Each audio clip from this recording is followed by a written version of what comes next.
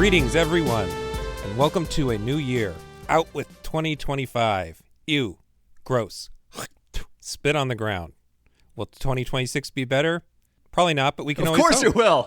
Yeah. All of our problems are going to get solved. Those things that were just giving you nightmares every single day of 2025, those are all specifically located in 2025. And as soon as that new year switches over, they're going to, disappear like fairy dust. Mm-hmm. Well, that's the hope, at least. So the 21st century is now one quarter over, and we've got a special episode of Genre Grinder to celebrate that. And we're doing this because I was busy with other stuff this month, and that usually happens at the end of the year because a lot of the good Blu-rays come out at the end of the year for holiday stuff. And I was also sick. And then yesterday we were trapped in Owatonna, Minnesota because there was a horrible blizzard. And we almost died, but I didn't. I'm fine now. And Gabe told me some of the stories about that blizzard. It sounded terrifying. Yeah, check the news for accidents in the highways in southern Minnesota. Bad stuff. So I almost skipped December entirely for an episode, especially since things were getting a little off schedule. But when I started reading everyone on Blue Sky, the non-Twitter social media site for anybody who doesn't know what Blue Sky is, they're sharing their favorite movies of the 21st century, and I realized I could outsource my work. So I went to past co-hosts and asked them to tell me their favorite movies released between 2000 and 2025. But I wanted them to say the films that they felt were the most underrated, because if we say favorite movies, you end up with like 7 No Country for Old Men's. I'm trying to think of a single other movie that everybody likes from that era. Get Out. Everybody likes Get Out. You might end up. There you go. Yeah. So I thought it would be. Oh, good. Someone's hammering. Oh, good. This is great. This is going so well so far. But this is so we're calling this a bonus episode. This isn't like an official Genre Grinder episode, and it's in part because people are hammering outside for some reason.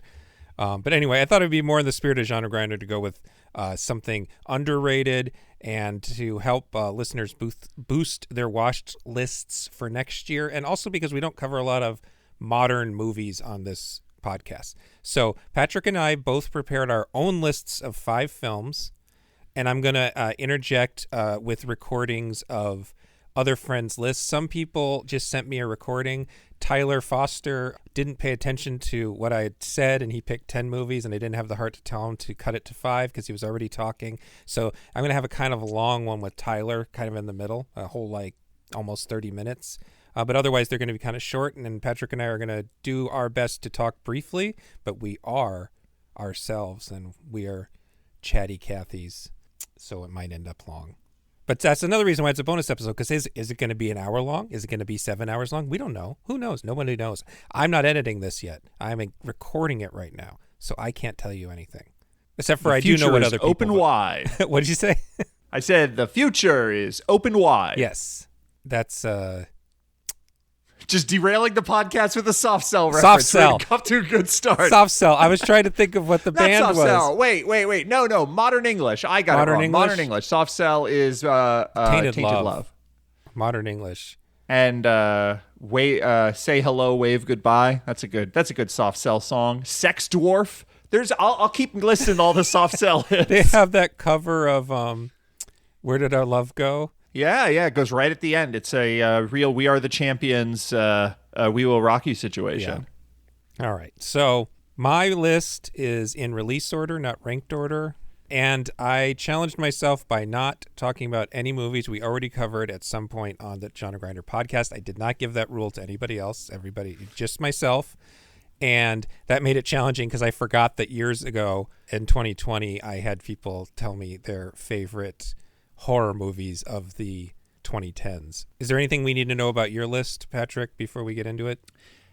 Yeah, I mean, I would say that I am sort of unqualified to make a list like this, in that I am kind of checked out of film culture in many major ways. I'm not on social media. I don't, other than you when we podcast together, or just like we're chatting online, like I really don't talk to a lot of people about movies. He doesn't even own a TV. I've come to understand that like my coworkers don't need to hear like the really super granular opinions of film and stuff like that. Like it's just irritating to them. So I really don't talk to anybody about movies. I don't know what people think. And also, this is the kind of list where it's like I'm literally picking from thousands of movies, including some that I haven't seen in like 18 years. Yeah. So this is a list that I'm like, all of these movies I feel extremely strong about, and I have never met another person who feels as extremely strong about it as I do. And that is that was my qualification for most underrated. And that's kind of what I went with too. Because I am on social media, but I don't really follow what has changed very well. So I don't know, some of the ones I might have picked might now be popular and just weren't when I was thinking about them, but whatever. All right, I'm going to let you go first so that we end on my pick because it's my podcast. Sure. State and Maine from the year 2000 by David Mamet is simply one of the funniest movies ever made, like top 10 funniest movies ever made, funniest screenplays ever written. It is just nonstop, absolutely hilarious dialogue. It is an absolutely stacked cast. It beat the odds by being a really funny movie that nonetheless played on Comedy Central a lot in the mid-aughts, which is like Comedy Central had a thing in the mid-aughts where they played a lot of movies and almost all of them were deeply unfunny but had a bunch of celebrities in them. That was like the Comedy Central thing, was like, is this a movie that played at Sundance, has 5 famous people in it, and is sort of notionally a comedy? And then, so that's how you get like The Road to Wellville, the Matthew Broderick, what was the guy, Dr. Kellogg? Yeah, the Kellogg's guy, yep. Yeah, John Harvey Kellogg. There's a movie about John Harvey Kellogg where he's played by Anthony Hopkins and Matthew Broderick is in it. And you need a fucking atlas to find a joke in it. Like, it's kind of like notionally amusing, but it's not a fucking comedy. That is what played on Comedy Central all the time. Somehow, State and Maine also played on Comedy Central all the time. Absolutely hysterically funny. It is about a Hollywood production descending on this like small New England town. And it is David Mamet just being excoriating and tearing down the film industry. And it's very well-worn territory, the idea that no one in the film industry gives a fuck about art and that all well-meaning artists eventually just become fucking whores through the machine that is Hollywood. None of that is going to be new to you, but it is just done so forcefully and so fucking funny that I'm dying laughing the entire movie. Philip Seymour Hoffman plays the screenwriter. It might be the best William H. Macy role ever. Like, William H. Macy is the director, and he is just the most like he is just like the grumpiest man in the world. And the way he just kind of will switch to being phony to a specific person for a specific line reading and then immediately go back to being just like a real piece of shit to someone else. Like, yeah, it's just like you've seen this kind of movie before, but you've never seen it this good. And I have never heard anyone else ever talk about it. This has never been on a like list of best comedies. This has never been on like when people talk about the films of David Mamet, they're always talking about his thrillers or his like con man movies. This is just kind of forgotten, and it is just one of the funniest films ever made. So that is my number. That's my first one I'm going with. Somehow it has Philip Seymour Hoffman, William H. Macy, and Ricky Jay, and is not a Paul Thomas Anderson movie. And David Paymer. David Paymer's amazing in it. Sarah Jessica Parker's very funny. Alec Baldwin. If you are like, you know how there are certain actors who you kind of, over the years, you learn that they're a piece of shit. Yeah. And then some of their roles work better because they've been cast as a piece of shit. And then some of their roles work worse because they're cast as like likable people. This is Alec Baldwin as just a piece of shit movie star in a way that it feels like maybe David Mamet hated Alec Baldwin and wrote the part just for him. Perfect. All right. So my first one is The Land of the Dead, 2005, directed by George Romero. I swore we talked about this on the podcast, and I looked through everything, and I think I talked about it on Directors Club. There was a George Romero episode on that, and I just remembering recording, and that was probably before I even had a podcast. But anyway, I've always thought this was underrated, and there's been surprisingly little retrospective reevaluation over the last 20 years. I was convinced that it would be at least as beloved as Day of the Dead by now, back when it came out. But I really don't think it's anywhere near that. I saw just the other day after I picked this, I saw someone posting about it on Blue Sky. So maybe it's picked up a little bit, but I think the only reason it has a special edition 4K or Blu-ray, I can't even remember which it is because it's a George Romero movie and you kind of have to shovel those all together. But the plot is a continuation of the first 3 movies in the series, if you didn't know, in so much that there is any continuity in these movies. They're decades apart, but they sort of have a continuity. And then the zombie apocalypse has been somewhat normalized, and a new society has risen within that, actually multiple societies.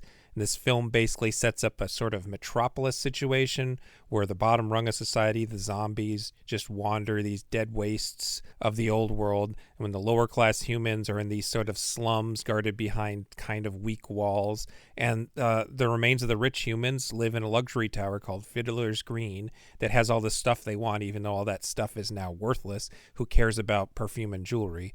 But the rich people have a giant truck called the Dead Reckoning, which was almost the title of the film, and they use the poorer humans to send out, and they go out in Dead Reckoning, and they have to collect supplies for the rich people. Yes. We were going to go on a road trip, and the Dead Reckoning truck is apparently, I can't remember where it was. It's somewhere in Canada now, and we could have gone and seen it. But they have this thing on their website saying, please no looky loose. So we decided against it. So if anything, I think this movie ends up fitting the Trump era even better than it fit the Bush era. It was definitely written and rewritten. It was rewritten from his original Clinton era script, which was more about the zombies being basically the homeless population, where they were sort of rotting away and not functioning very well anymore. And so people were ignoring them. He put it on ice after 9/11 and rewrote it for the Bush era. But for me, the Bush era was about being constantly afraid and giving up freedoms for supposed safety. And there were wealthy people filling their pockets. We all know about Enron and BlackRock and all that stuff. But they were living comfortably and safely apart from the rest of us. But Fiddler's Green itself is so Trump era coded to me. Without even meaning to, I had seriously doubt Romero had anything Trump in mind when he did it. Dennis Hopper plays the human villain, and he was trying to be, what was the Secretary of State? Donald Rumsfeld? Yeah, he was specifically trying to be Rumsfeld. There are definitely weaknesses in this movie. The casting is one of them. Everybody is very low energy. There might be a few too many characters. I'm not sure why we even need Simon Baker's group in here, because John Leguizamo is much better in this, and as a lead, he would have been more interesting if we were just covering him. And what we have here is a case where his group has stolen Dead Reckoning, and Simon Baker's group has to go out and get it back. And they both are going to try to get something out of this from the rich people. But I don't think you need that extra step. I think it can just be about Leguizamo's people, because the previous Dead movies had plenty of protagonists who were out for themselves and struggling to be a part of a system that was gone. It's like an ongoing theme throughout these movies. The heroes are often not great people. They're just better than the other people. And I think I've mentioned it before, but I once tried to write a book about 9/11, post 9/11 horror movies. And I started back in 2008 when Bush was out, and I was really excited about it, and I kind of lost interest. And then I revised it after Trump won in 2016, and I rewatched all these movies, and I found that most of them had aged kind of badly, and I didn't really like them anymore. But, in a way that they were still part of their era, so maybe that's better.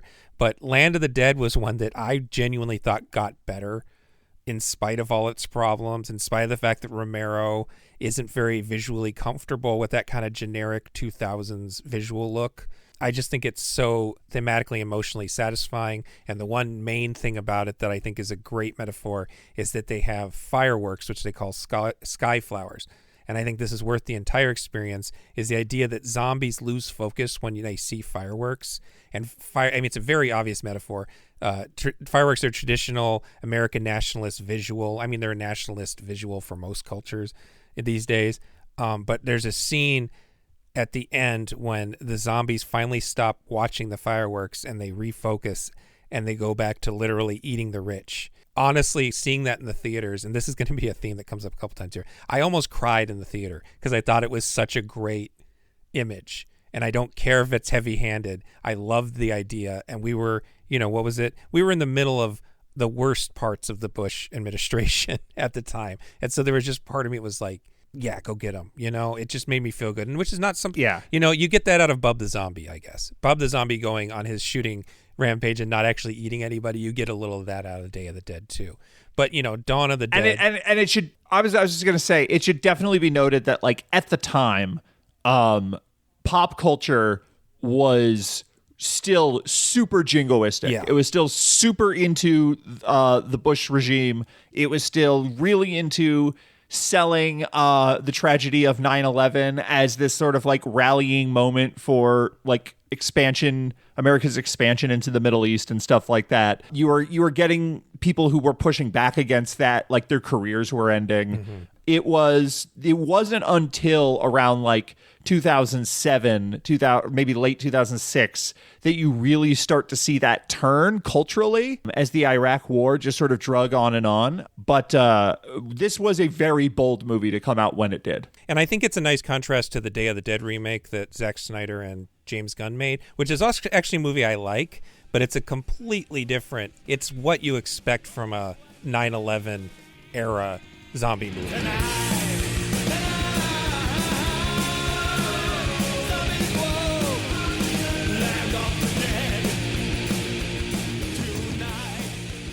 Yo, Gabe. Hello, everybody. This is Jim Laczkowski with the Directors Club podcast and the B-Side Me podcast over at jimlaczkowski.net. I've been on several episodes, probably on a yearly basis, which I always look forward to here, and chiming in with some picks for underrated, overlooked movies of the 21st century.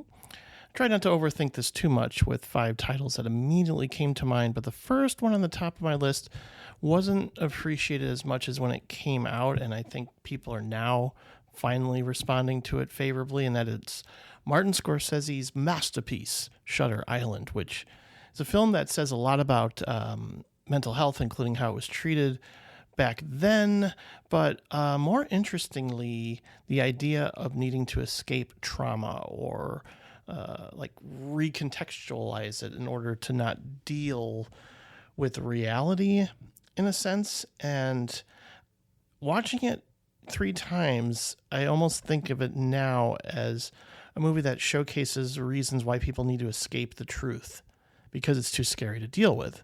So we create our own version of the truth. And in a way, isn't that what art and movies kind of do, either for the filmmaker or the audience? Like, we are escaping and we are allowing ourselves to be immersed into another world because reality kind of sucks. So why not take a trip to this island in a way? But the final line of this movie is really haunting and disturbing and always hits me very hard with each viewing. So I know a lot of people talk about, well, what is underrated Scorsese movies? But to me, don't dismiss Shutter Island as being just another horror film. It's much more than that.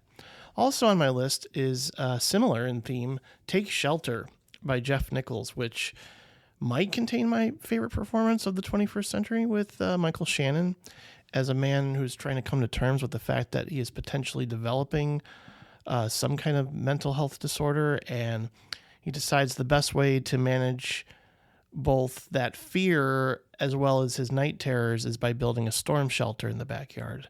Again, another movie with a very haunting final scene that I know some people initially kind of shrugged off, or I don't know, they had weird responses to it, but I think it's very powerful and kind of brings tears to my eyes, as does a particular sequence and moment in the actual storm shelter where his wife is trying to convince him that everything's going to be all right.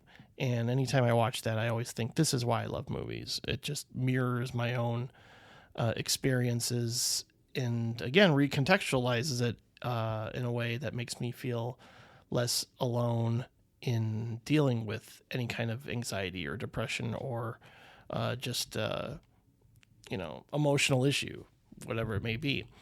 And I'm sensing a little bit of a theme because another film that kind of, well, it definitely touches on mental health, but more from a caretaker perspective, is the very special Short Term 12, with one of the best screenplays of the past 15 years, with a wonderful central performance by Brie Larson before she went into the Marvel universe.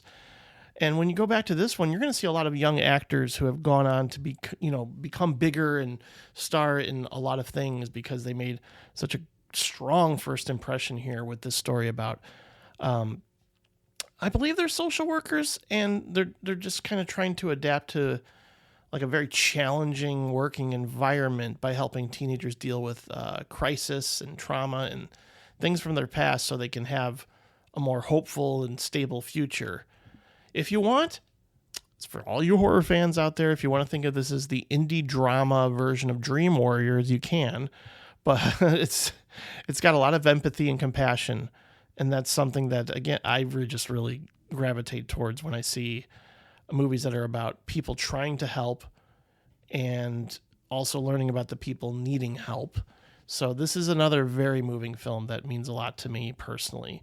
And now let's have some laughs with something different, which I think might be my favorite Noah Baumbach film of the 21st century, with Mistress America, only due to the fact that I just love these characters so much.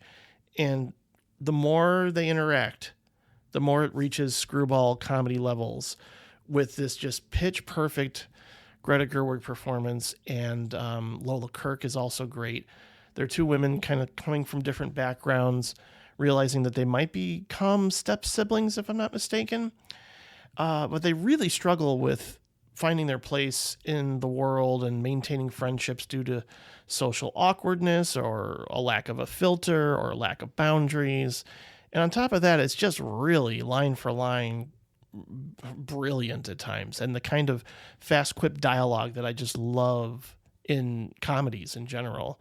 And that, again, like once they reach the house of an old boyfriend, a Greta Gerwig's old boyfriend, I'm telling you, it just becomes nonstop hilarious. And at that point in my mind, as I'm watching it, anytime I go back to it, I go, well, this is a comedy classic to me. It really is. And as much as I love Frances Ha, this one just makes me laugh even more, and has the multi-talented Lola Kirk, who has gone on to become like a singer-songwriter and an author and so much more. And she's really charming in this. But this is, probably my pick for one of the best comedies of the 21st century. And finally, let's end with a sci-fi horror film, because this is Genre Grinder. And this knocked me out to where I'm still anticipating a follow-up from this filmmaker. And he did a little film called Coherence. And this is a simple premise. It's a dinner party, takes place on the night when a comet passes by. And somehow, I guess it's either the space-time continuum or something causes like this ripple effect that leads to like parallel universes overlapping. So again, it's a multiverse movie of sorts, but it's nothing like, the one that won all the awards, Everything Everywhere All at Once. This is like, again, the indie version or the primer version of that concept. And anytime someone leaves the house or makes a different choice, it causes a chain reaction, I guess you might say. Much of this was improvised. The actors kind of learned as they went and sort of adapted to everything taking place, and everything's unexpected. It's just a really interesting kind of approach to a Twilight Zone premise. And it was done independently, small budget. This could have easily been like a play, or you can even turn this into a role-playing D&D game, if you will. It's just so interesting. And I love going back to this one so much. It is definitely right up there as being one of the most underrated films of the 21st century. So I hope you all track that down, along with Mistress America, Short Term 12, Take Shelter, and one of Scorsese's best films, Shutter Island. Thanks, Gabe, for having me on to contribute, and looking forward to talking with you in 2026. So, yes, happy holidays, Merry New Year to you and everyone listening to your awesome podcast here. Cheers. On 10,000 leagues beneath the sea, 10,000 leagues. Yeah, my second one is What Time Is It There from 2001, directed by Chai-Ming Liang. Chai-Ming Liang is one of my favorite directors. I did an episode of Directors Club on Chai-Ming Liang, and that's like, if I had to name like 5 things I've done that I'm proud of, that would definitely be one of them. Me and Bill Ackerman, former Genre Grinder guest, did an episode on Chai-Ming Liang where we went through his whole filmography.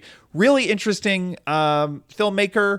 Comes in kind of at the tail end of what is thought of as the Taiwanese New Wave, a film movement that had directors like Hao Shen and Edward Yang. And his movies were really idiosyncratic. They, especially as his career goes on, they sort of fall under slow cinema. He is a gay man, and they have a very queer sensibility. There's a very weird sense of humor to Chai-Ming Liang movies, and he's really interested in urban spaces, liminal spaces.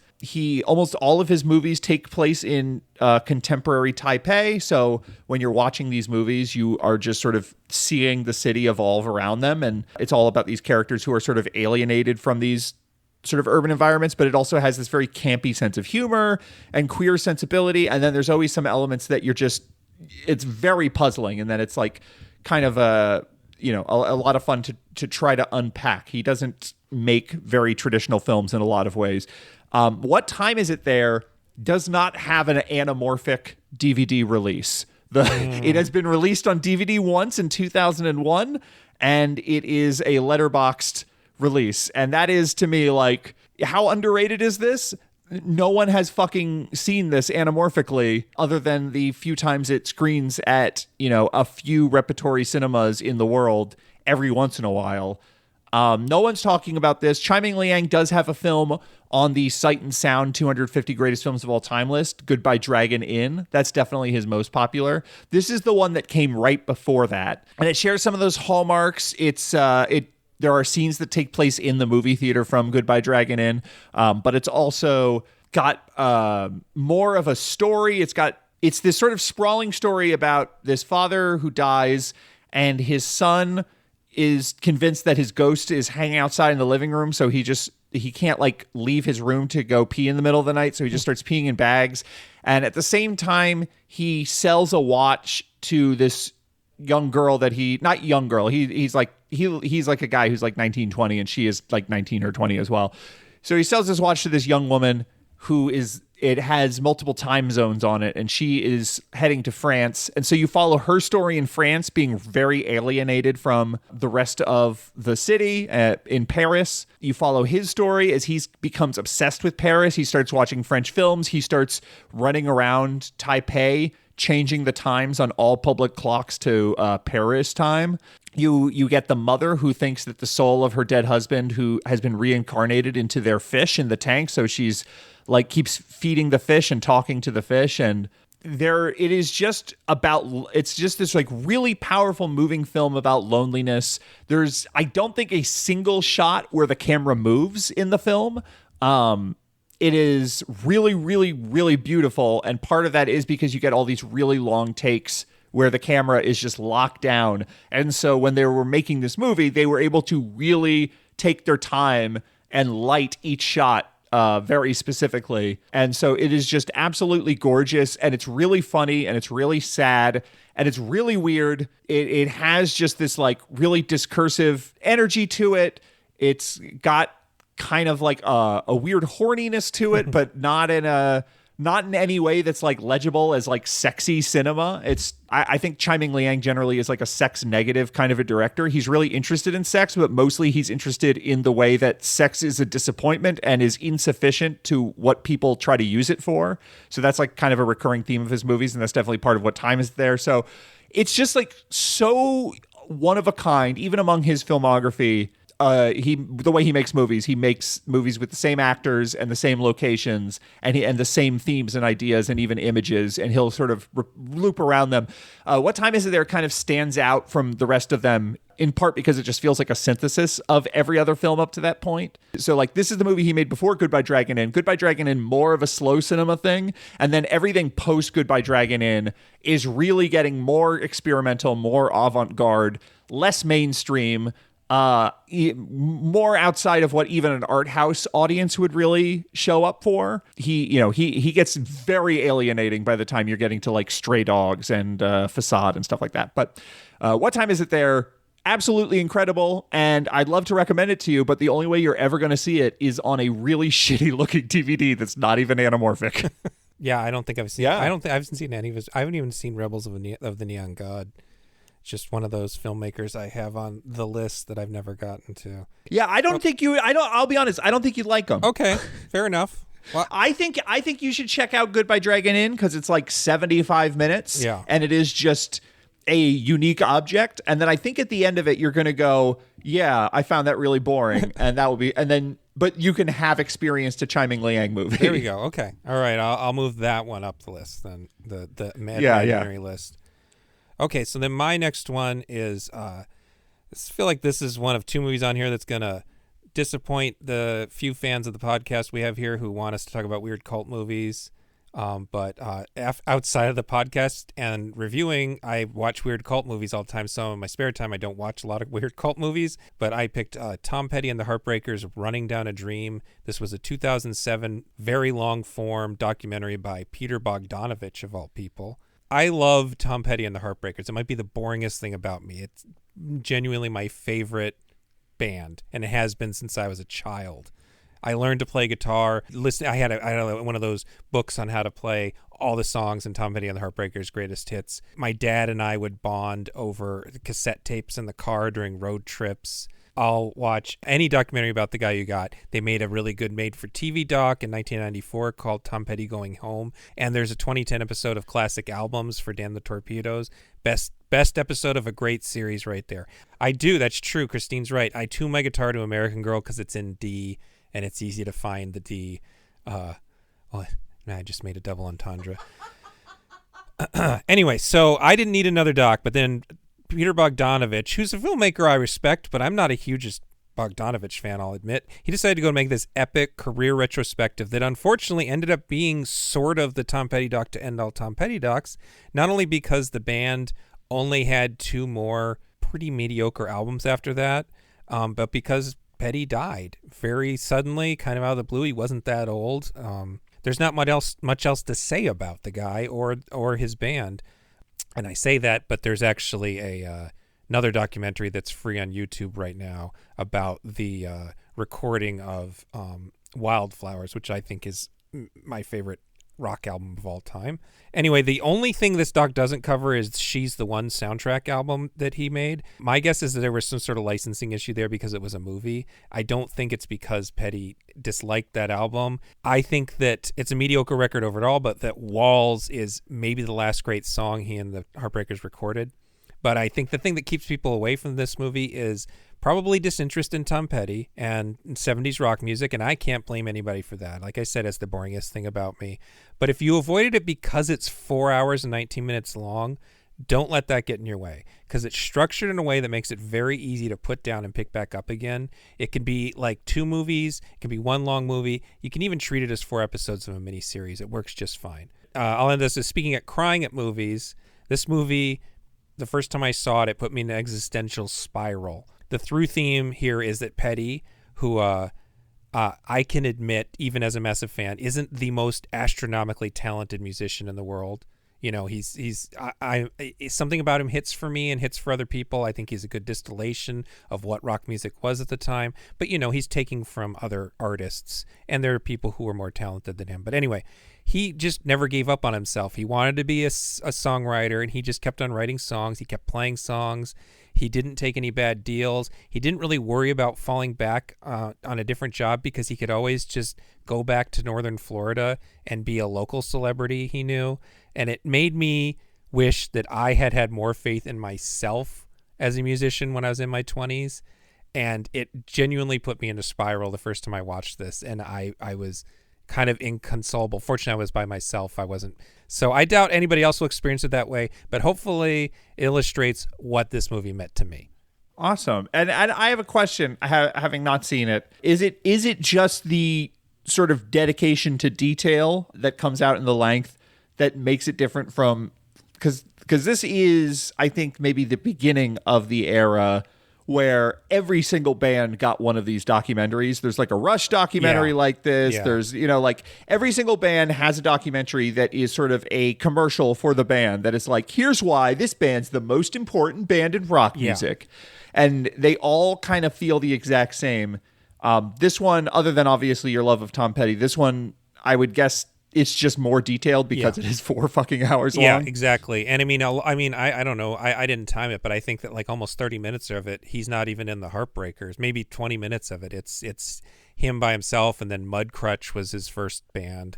And yeah, it's a lot of detail. I can't remember what the name of that other documentary is, so I would recommend it, but it's on YouTube. It's Rick Rubin.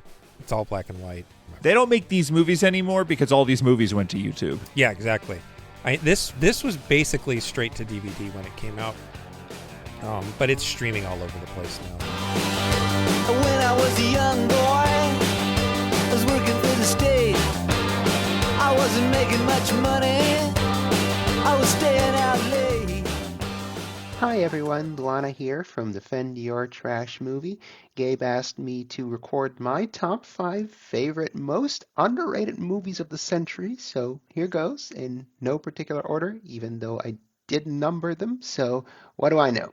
At number 5, The Night Comes For Us by Timo Tchajanto, starring Iko Uwais, Joe Taslim, and Julia Estelle. Absolute action classic, maybe not underrated by anyone who's seen it, but just an insane gauntlet of extremely R-rated, high-octane action with several juicy parts for women. Criminal that we haven't had a Julie Estelle-led Operator sequel already. I think we're already 4 years after the release of the movie, something like that. The Night Comes For Us. Check it out on Netflix as long as you can. And number 4, Birds of Prey, or The Fantabulous Emancipation of Harley Quinn. I kind of got vindicated with the subsequent Harley Quinn HBO show, the James Gunn Suicide Squad, and arguably the entire James Gunn DC-verse, but this was the dark horse of the Snyderverse at one point. It made as much money as Ford versus Ferrari on a similar budget, but was deemed a failure where Ford was a secret success. Shout out to Ewan McGregor and that guy from The Mindy Show who played Mr. Zaz, whose villains amounted to just being guys, and it worked beautifully. A R-rated, lady-fronted, not overtly queer, but the subsequent DC entries would make that more explicit. But yeah, kind of fun yet gory and raunchy and R-rated is something that would really set the tone for what James Gunn is doing right now. And feels like it might be something that we forgot. Like it all started, I think the vibe got started with Birds of Prey back in 2021. And Christina Hodson, the screenwriter, is one of sort of the Gunn's brain trust on the current DC verse, so that's great. At number 3, we have 2006's Agora, directed by Alejandro Amenabar, starring Rachel Weisz and Oscar Isaac. This is a not quite biopic of the philosopher and astronomer and mathematician Agora, the titular Agora. She was a controversial figure in the 4th century Alexandria in the Eastern Roman Empire. The movie kind of plays with our expectations by having this, very Roman-looking and feeling movie. It's not quite the Roman Empire as we see it with, Julius Caesar in classic Hollywood movies. It's a couple centuries down the line from that. And the big change, of course, is that Christianity is the state religion at this point, and the movie has Christian bad guys. And it, as a pop culture consumer, it feels weird to have this Roman, togas and sandals and pillars type of movie where the bad guys are overtly Christian rather than the persecuted minority. This type of Christian villain is usually reserved for, medieval Inquisition type movies. And by placing it kind of in that lesser known by most people historical era, Amenabar kind of plays with our expectations and kind of it defies easy categorization of good guys and bad guys because, like, yeah, Oscar Isaac's slave character is very into Christianity because, like, they're like, hey, man, we could raise you up out of slavery. But, you know, those same Christians are like, yeah, man, you shouldn't be taking orders from a woman, man. So it's not like in, you know, those classic Ben-Hur type movies where, like, there's villainous Romans and nice persecuted Christians. Like, the slaveholders are definitely bad, but these Christians also have terrible ideas. And yeah, I thought it was a great movie, not often spoken of, but to my opinion, should be shown in schools to cultivate a healthy distrust, if not outright hatred, of organized religion. On to number two, we got 2004's Hidalgo, starring Viggo Mortensen. The type of adventure movie they don't really make much of anymore. If you like The Mummy 99, I'm pretty sure you'll like Hidalgo. Be warned, it does kind of treat Muslims about on a par with Green Martians from John Carter. Like, they're always ready to pop off with honor duels to the death with our boy Viggo, a chill cowboy, always reacting with like, now hold on there, partner. They're also hilariously virulently racist to the horse Hidalgo, a lowly Mustang. But our boy Hidalgo, he a real fun party guy, just constantly giving horse double take reacts and going wee like human laughter. Hell yeah, Hidalgo. Type of movie they don't make much of anymore. Absolutely recommend. And at number one, 2013's We Are the Best, a Swedish movie, Vi är bäst. A true warm blanket of a film, despite its chilly setting. Three Swedish teens form a punk band in the early 80s, despite two of them not knowing how to play any instruments, usually not a problem for starting a punk band in any case. There are little setbacks and challenges throughout the movie, but there's no real unified goal beyond getting some songs written and playing them. Yeah, there's a performance at the end, but it's not like the plot builds towards it with any momentum or narrative crescendo or anything. This is absolutely fine because what this movie does is evoke perfectly the high drama of being 13 years old and having problems that literally mean nothing even though you temporarily think they are total world enders. I don't think there's anything that doesn't get resolved at best 2 scenes after the conflict is introduced. No one is harboring any dark secrets or abusive backgrounds. The parents have their foibles, but are generally, along with most adults in the movie, quite sensible. The girls can get petty and bitchy, but their rapport always comes through. There's Clara, the punkiest of the three, Bobo, who is the nominal lead. Clara is kind of the baddest ass girl, the most performatively punky one, pushing the mousier ones around, only to have it revealed she's actually all empty bluster. But, you know, her two good mousy friends bully her back, and she comes to her senses.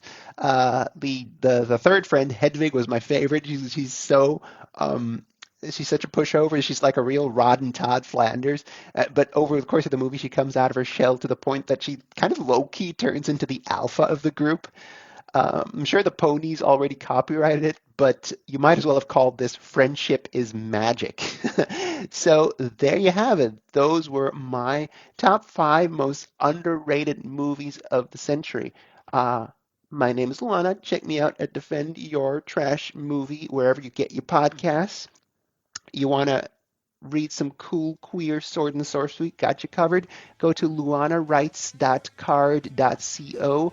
I'm sure Gabe will hook me up in the show notes. And hey, happy holidays and have a banging new year, y'all.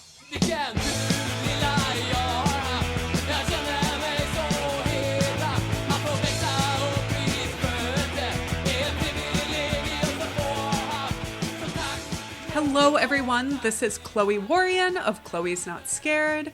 I was on the April episode of Genre Grinder where Gabe and I spoke about horror anthologies. I'm also the host of the new podcast, Not Scared, a horror movie podcast, which is also on the Now Playing Network. And Gabe was on episode 10 of my podcast, and we discussed the film Zombie 2. So Gabe asked me to talk about 3 underrated films of the 21st century. I did a lot of overthinking on this prompt because, one, I don't have very obscure taste. It's also hard to think about what it means to be underrated. Not a lot of reviews on Letterboxd, maybe talked about then, but now forgotten. Perhaps a film rarely seen in America, but not in other countries. So I'm kind of incorporating all of this into one. My first film that I'm going to talk about is huge in India, but to my knowledge, not really in the States anymore. It is 2001's Lagan, or Once Upon a Time in India. It is a period drama starring Amir Khan. It was set in 1893 in a small poor village riddled by taxes and drought when the British offer to pay their debts. If the villagers can win a cricket match, the village agrees. This movie has everything I'd love. It has a love triangle, it has small town gossip, it has an unforgettable sports ending, and some beautiful music by A.R. Rahman. Apparently, it was also a very grueling film to make, and a lot went wrong during the production, but they persevered. They gained an Oscar nomination, but they did not win, which, if I recall, was kind of a big upset. This movie is 3 hours and 44 minutes long, and full disclosure, I have not seen it in years, but it is a truly unforgettable experience. I saw it once as a kid, once as a teen, and I think once in college, so I haven't seen this movie in about 15 years. I'm sorry if it doesn't hold up. I'm pretty sure it still does. If you find it, you will fall in love with it. It's my favorite sports film for sure. And Lagan only has about 4,000 reviews on Letterboxd, so I'm counting it as underrated, if only in my Americanized bubble. My second film that I'm going to talk about is El Orfanato, or The Orphanage, from 2007. It's pretty well known amongst horror fans because it was produced by Guillermo del Toro at kind of his Pan's Labyrinth height, and it was J.A. Bayonna's first film. In this Spanish-language haunted house movie, a woman named Laura buys the orphanage that she grew up in, now dilapidated and crumbling. Her husband, and her son, Simon, move in, and Simon starts talking about his new friend, Tomas, who has a bag over his head. That's creepy. Then Simon goes missing, and this whole movie is both incredibly terrifying and incredibly sad. It has an ending that will rip your heart out and spit on it. Also, this is the movie where there's that creepy hide-and-seek kind of red light, green light inspired game where you say, uno, dos, tres, kotak la pared. And it's rife with jump scares. Zach Krager was cited as saying that this movie is one of his inspirations of his movie Weapons. So if you liked Weapons, check out El Orfanato or The Orphanage. It has 15,000 reviews on Letterboxd, so I am counting it as underrated. So I've watched a lot of horror movies in the past 5 to 10 years, and I've seen a lot of dark detective-inspired horror. Usually this horror is connected to some sort of intellectual property or IP, and when it's not connected to IP, it's usually lauded as like elevated horror, which, for the record, is a dumb phrase, but I will be using it because you do know what I mean when I say it. One of my favorite horror movies to come out of this decade is The Empty Man. It was originally filmed in 2017, it was released in 2020, and it was a box office failure due to the 20th Century Fox and Disney merger not knowing how to market it at all. And there was also a global pandemic. I don't know if you remember that. The film also gained a cult following online, so this is one you've probably heard of, but maybe you haven't taken a chance on it because it sounds like The Bye-Bye Man or Slender Man. It's not like either of those movies. Please, please watch it. It is amazing. It is a movie directed by David Pryor, produced by David Fincher, starring James Badge Dale and Marin Ireland. It follows a former police officer trying to get to the bottom of a mysterious ritualistic killing in his town. This movie is connected to existing IP, but like a comic book that I think only I have read.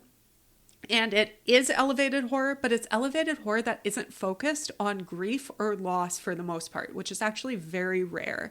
Horror movies are too sad nowadays. It is inspired by creepypasta and no-sleep subreddits, but it shares more DNA with the urban legend films of the 90s. If you're on a bridge and blow into a bottle, think about the empty man. On the first night you hear him, on the second night you can't stop thinking about him, and on the third night he finds you. But it's less about a monster coming to get you and more about how the way information is disseminated in this small insular town. And as someone with a master's in information science, I find this movie fascinating. So if you haven't checked out The Empty Man from 2020, please give it a watch. Thanks again. You can find me at Chloe's Not Scared on everything, and please listen to Not Scared, a horror movie podcast on the Now Playing Network. Bye.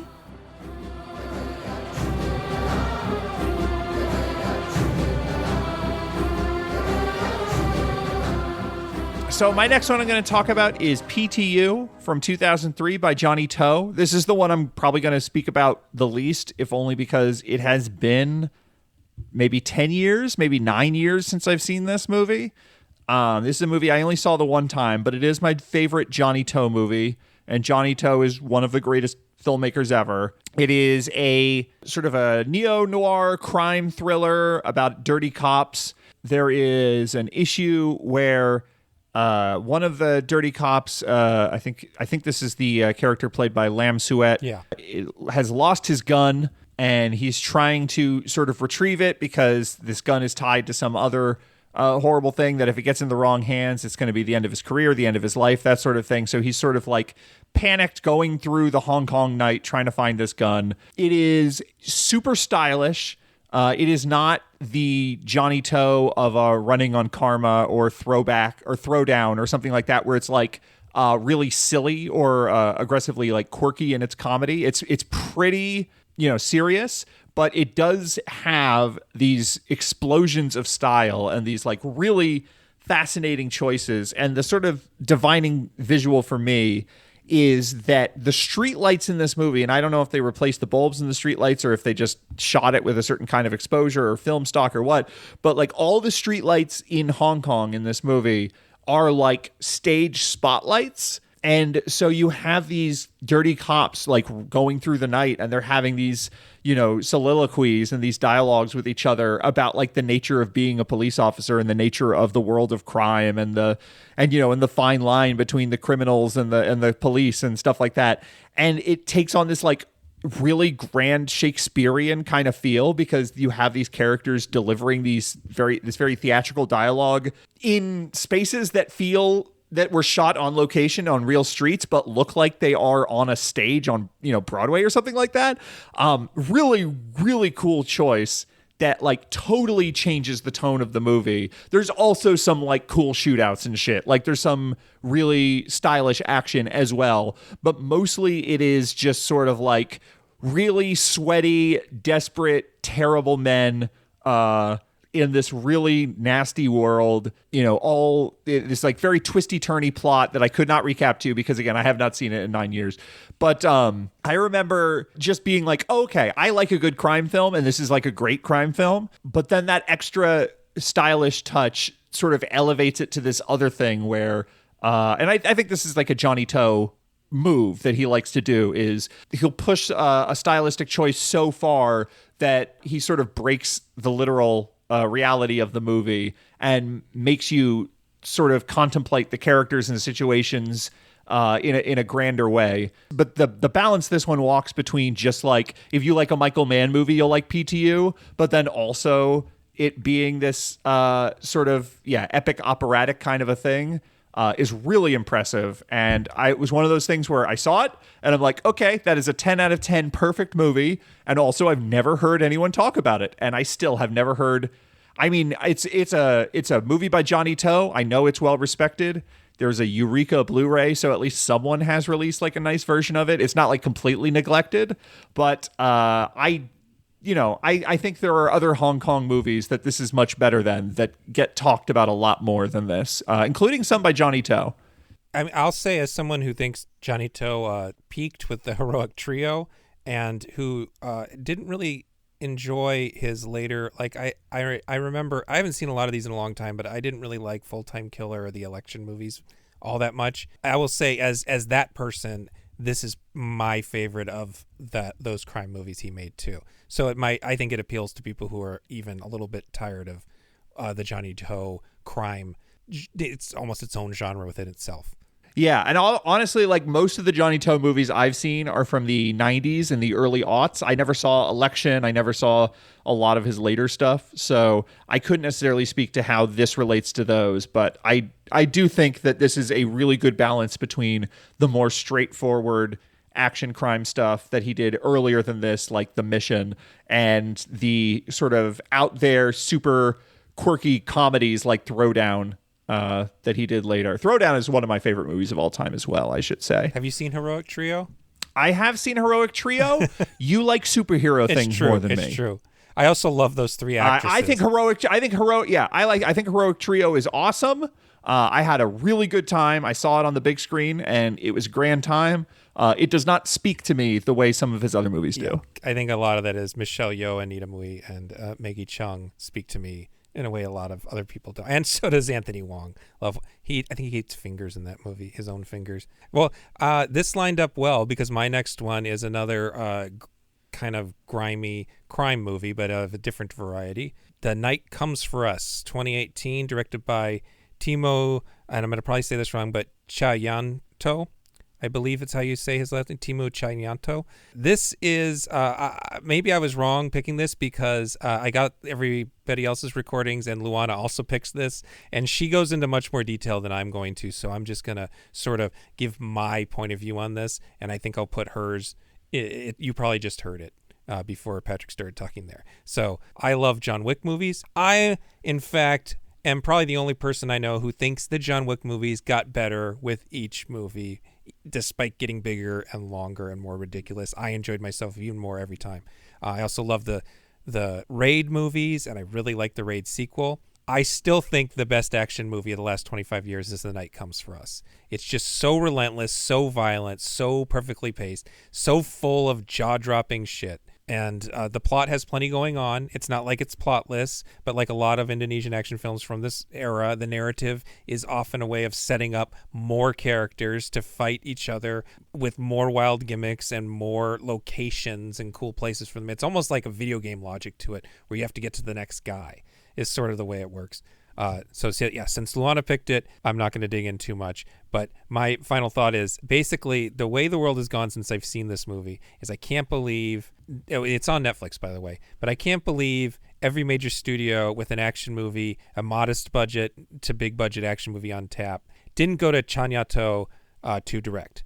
Almost every Marvel movie would have been better with him behind the camera. Why would you reboot He-Man and not hire him?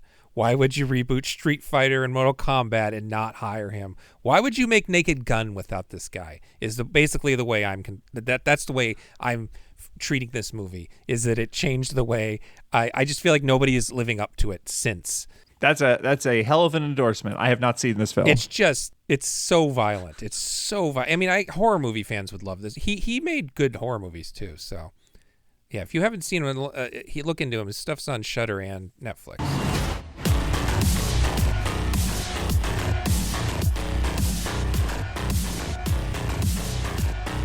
Merry Christmas. Happy post Hanukkah. It's been it's post solstice, and I believe it is Kwanzaa Eve.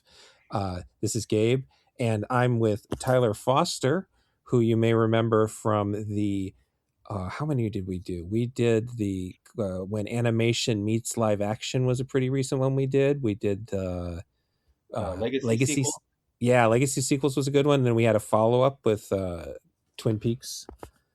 So yeah, this is Tyler, and this is Tyler's list. I'm helping him record this one, so it's going to sound a little different than some of the other ones. Hello, Tyler. Hello.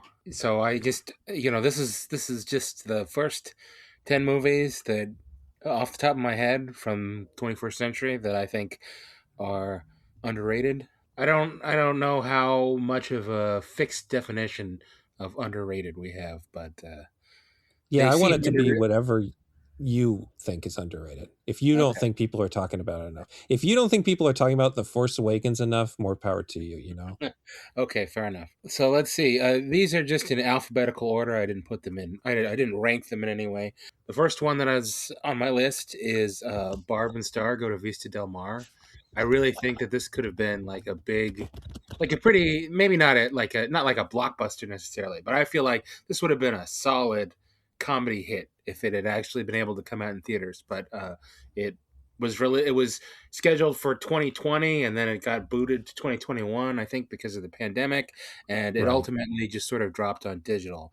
But I really think this is one of the funniest comedies of the 21st century. I think it's you know, I enjoy Bridesmaids. I think that's a fine movie. Yeah. But as far as the collaborations, the two collaborations between Kristen Wiig and Annie Momola go, I think Barb and Star is much more my specific vibe, and it's just a very absurd, funny movie. And I hope more people can see it. I haven't seen it, but it seems like, from what I know, it seems like something that like the next generation will pick up on. Mhm. Seems like one of those to me. It's definitely a very unique and strange movie that has like musical numbers, and it's very colorful, and Kristen Wiig plays two roles in it, and it's just really delightfully absurd. And also, just as a side note, RIP to the production company that Adam McKay and Will Ferrell used to have together, because they don't get along anymore for whatever reason. So I think Hmm. this is probably one of the last comedies that they produced together that still had their names on it. So, but yeah, Barb and Star, definitely a delight if you're ever looking for something extremely silly and lighthearted. Then I highly recommend it. Another movie. This one's definitely more traditionally underrated. I don't know how many people even know that it exists, but it's a movie called Brigsby Bear. This is a movie starring Kyle Mooney, who had a little bit of SNL like fame. He sort of orbited in that arena. He more recently did a movie called Y2K, which I haven't seen yet. But Brigsby Bear has stuff in common with another movie that's on my list. But I think Brigsby Bear and this other movie, which I'll get to in a minute, they're really great and beautiful movies about like why do people make art. And I think that that's just like a really, you know, in addition to it being very funny, because it's another funny comedy, it's got a great pedigree. It's like a co-production between The Lonely Island and Lord and Miller. That alone is a great like like caliber of modern comedy people working together. Hmm. And then Kyle Mooney is sort of his own brand of comedy, and yeah, it's this. Very strange movie about a guy who learns as an like a adult that he was kidnapped when he was an infant, and the parent people he thought was his parents were not his parents. And it sounds like it's going to be sort of heavy, but the movie is actually very sweet. It's another movie that's fairly warm-hearted and positive, and I think there are a lot of comedies that are sort of, not that I have a problem with that, because I think of like people like Tim Robinson, who are doing comedy that sort of has a dark edge to it, and is sort Hmm. of manic. But I like Brigsby Bear and Barb and Star because they're sort of lighthearted. Because Barb and Star was a replacement for something else on my list, I'm already going out of order in terms of alphabetical. I'm going to jump back. Probably the closest, I think, on my list, if I'm looking at it. Yeah, I would say the closest on my list to a movie that is not obscure, but is still comparatively obscure, would be Blind Spotting. That's a movie that I really championed when it came out in 2018. I would say that that's probably the least obscure because it was successful enough that they made it into a television show, which is also great. I really wish the television show had been able to go for just one more season because it would have made a great circular sort of arc with the movie. But it was part of a like trio of movies in 2018 that were about the Bay Area in California. The other ones being the more buzzy and popular, like Black Panther was obviously like a global Hmm. phenomenon, and Ryan Coogler's from Oakland, and the movie opens in Oakland and stuff. And then there was Sorry to Bother You by Boots Riley, which was also very buzzy and it's more outrageous, and so I think that got a lot of press. And then Boots Riley has his own like following already. But then Blind Spotting is this great movie by David Diggs and Rafael Casal, and they're like lifelong friends who grew up in the Bay Area. They wrote the movie together, and yeah, and they play the main characters, and it's just a great movie about like race and contemporary gentrification and culture and stuff. And I think one of the things that I really like about it is, even though it is like a serious and dramatic movie, um, I also find it very funny. I think in that regard, it really does feel like, I don't want to overpraise it because this is obviously one of the greatest movies ever made, but it does remind me of Do the Right Thing in that sense, that they're both movies that are heavy, but they're also really funny, and they're about a community, and they're about the people who live in that community, and the movie really captures that energy of the people who live there and stuff. So it's a definitely a movie that has a message, but I also think that it's funny and lively and really well made. I should say Tyler stayed with me one time and he made me watch this movie. And another movie it reminds me of is it's a much more bright version of Mean Streets. I think that the friendship between the characters always reminds me of the friendship in Mean Streets. Yeah, and like I said, I really liked the TV show.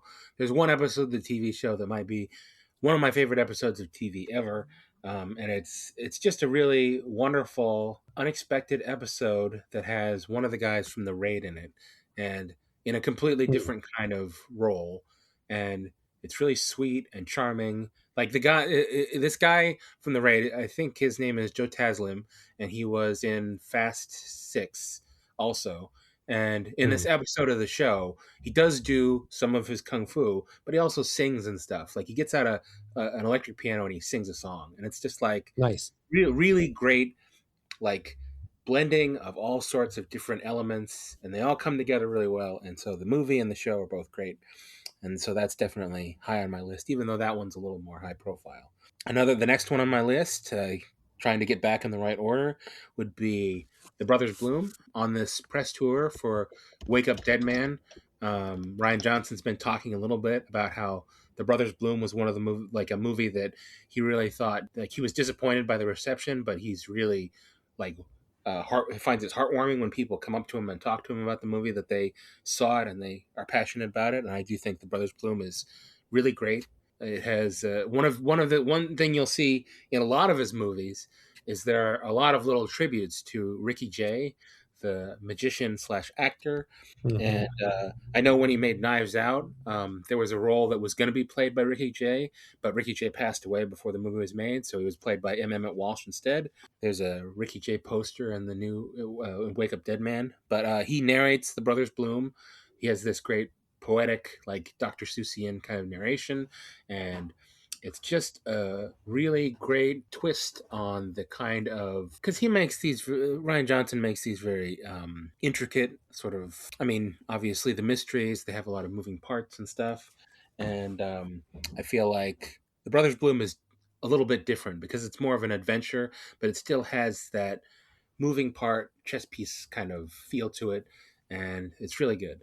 I think Mark Ruffalo is great in it. It has Rinko Kikuchi, who is in Babel, and she's great too. And Rachel Best thing about Babel, as someone who hates the movie Babel but loves her role in it, I don't remember much about Babel, but I do remember her being great in it.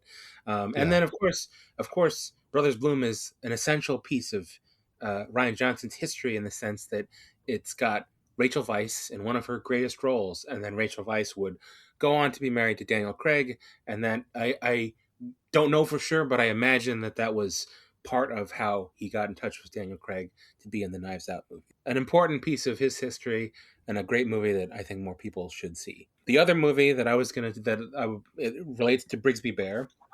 It's another great movie about why do people make art and what is important about art and how does it affect our lives, would be this Japanese movie called Fish Story.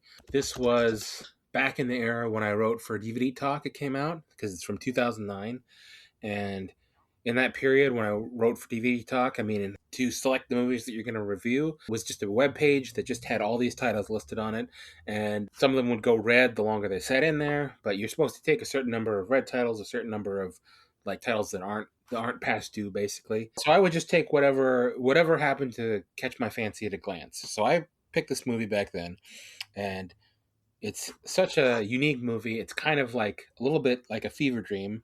I don't remember why. I mean, I guess I must have just thought, even though I really liked it, I guess I remember that it was not the greatest DVD. Like the subtitles were burned into the picture and stuff, and I might have been non-anamorphic. So for whatever reason, I got rid of the DVD, and then it wasn't long before I regretted that, because then it was hard to find for a long time. But a couple years ago, I discovered that the company Third Window Films had put it out on Blu-ray in the UK, and even better, the disc is region-free. So if you're in America, you don't have a region-free player, you can still order this disc and it'll play. And it's this great movie about a Japanese punk band that records this single. And the single has, for reasons that are explained in the film later, it's got a little gap in the recording where it's just silent. And because there's this strange silent period in the song becomes sort of famous. And the movie takes place over multiple different time periods. There's one where there's an asteroid heading to Earth, and there's one where there's a hijacking on a boat, and there's the story of the band that recorded the song, and it all ties together in this really beautiful way. And I just think it's a great little hidden gem, and it's one of those movies that I just try to get anybody to watch. My one fun little trivia about the Fish Story is that in all the time that I've been like championing Fish Story, I haven't gotten that many people to watch it, but one of the people who did watch it was my friend Emma Tolkien.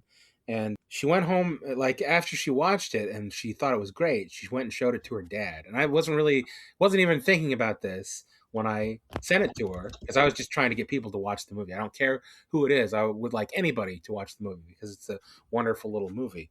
But her dad is Michael Tolkien, and Michael Tolkien is one of the writers of Deep Impact. And this is a movie that has an asteroid crashing to Earth. And so I thought that was sort of, and he apparently liked the movie too. So I was like, I would have been more nervous if I had realized that I was indirectly recommending another asteroid movie, especially an asteroid movie which happens to reference Armageddon instead of Deep Impact. But Yeah, that's funny. Great movie. The next one is probably, let's see. Yeah, I would say that of the movies that I put on this list, this would be the one that is the hardest sell for people. I do understand why people don't like her, but this is a movie by Miranda July, very acquired taste, and this is probably the movie of she only got 3 movies, but of those 3 movies, this is probably the one that's the most acquired taste, which is The Future from 2011. So I saw this movie in 2011 at the Seattle International Film Festival, and I just I didn't dislike it, but I didn't really know what to make of it. And so in 2011, what was I in 2011? I was like 26 or something like that. 26. I didn't see it again until 2020, because I was going back in a time when I was more financially secure and the world was an easier place to travel in. I made plans to go to my first ever Sundance Film Festival because I like Miranda July as a filmmaker, and she had a new film, Kajillionaire, playing at the festival. And I thought, if I'm ever going to go to Sundance, I might as well go for this filmmaker who doesn't make a lot of movies, and I really want to see this movie.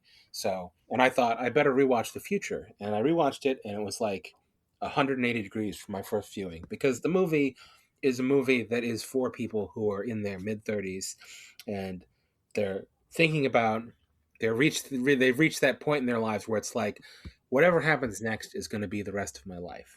And it's so well captured in this movie through so many little things. Like there's a scene where this character played by Hamish Linklater, he goes to this old guy's house. He's decided to quit his job and become someone who tries to do good things for the environment.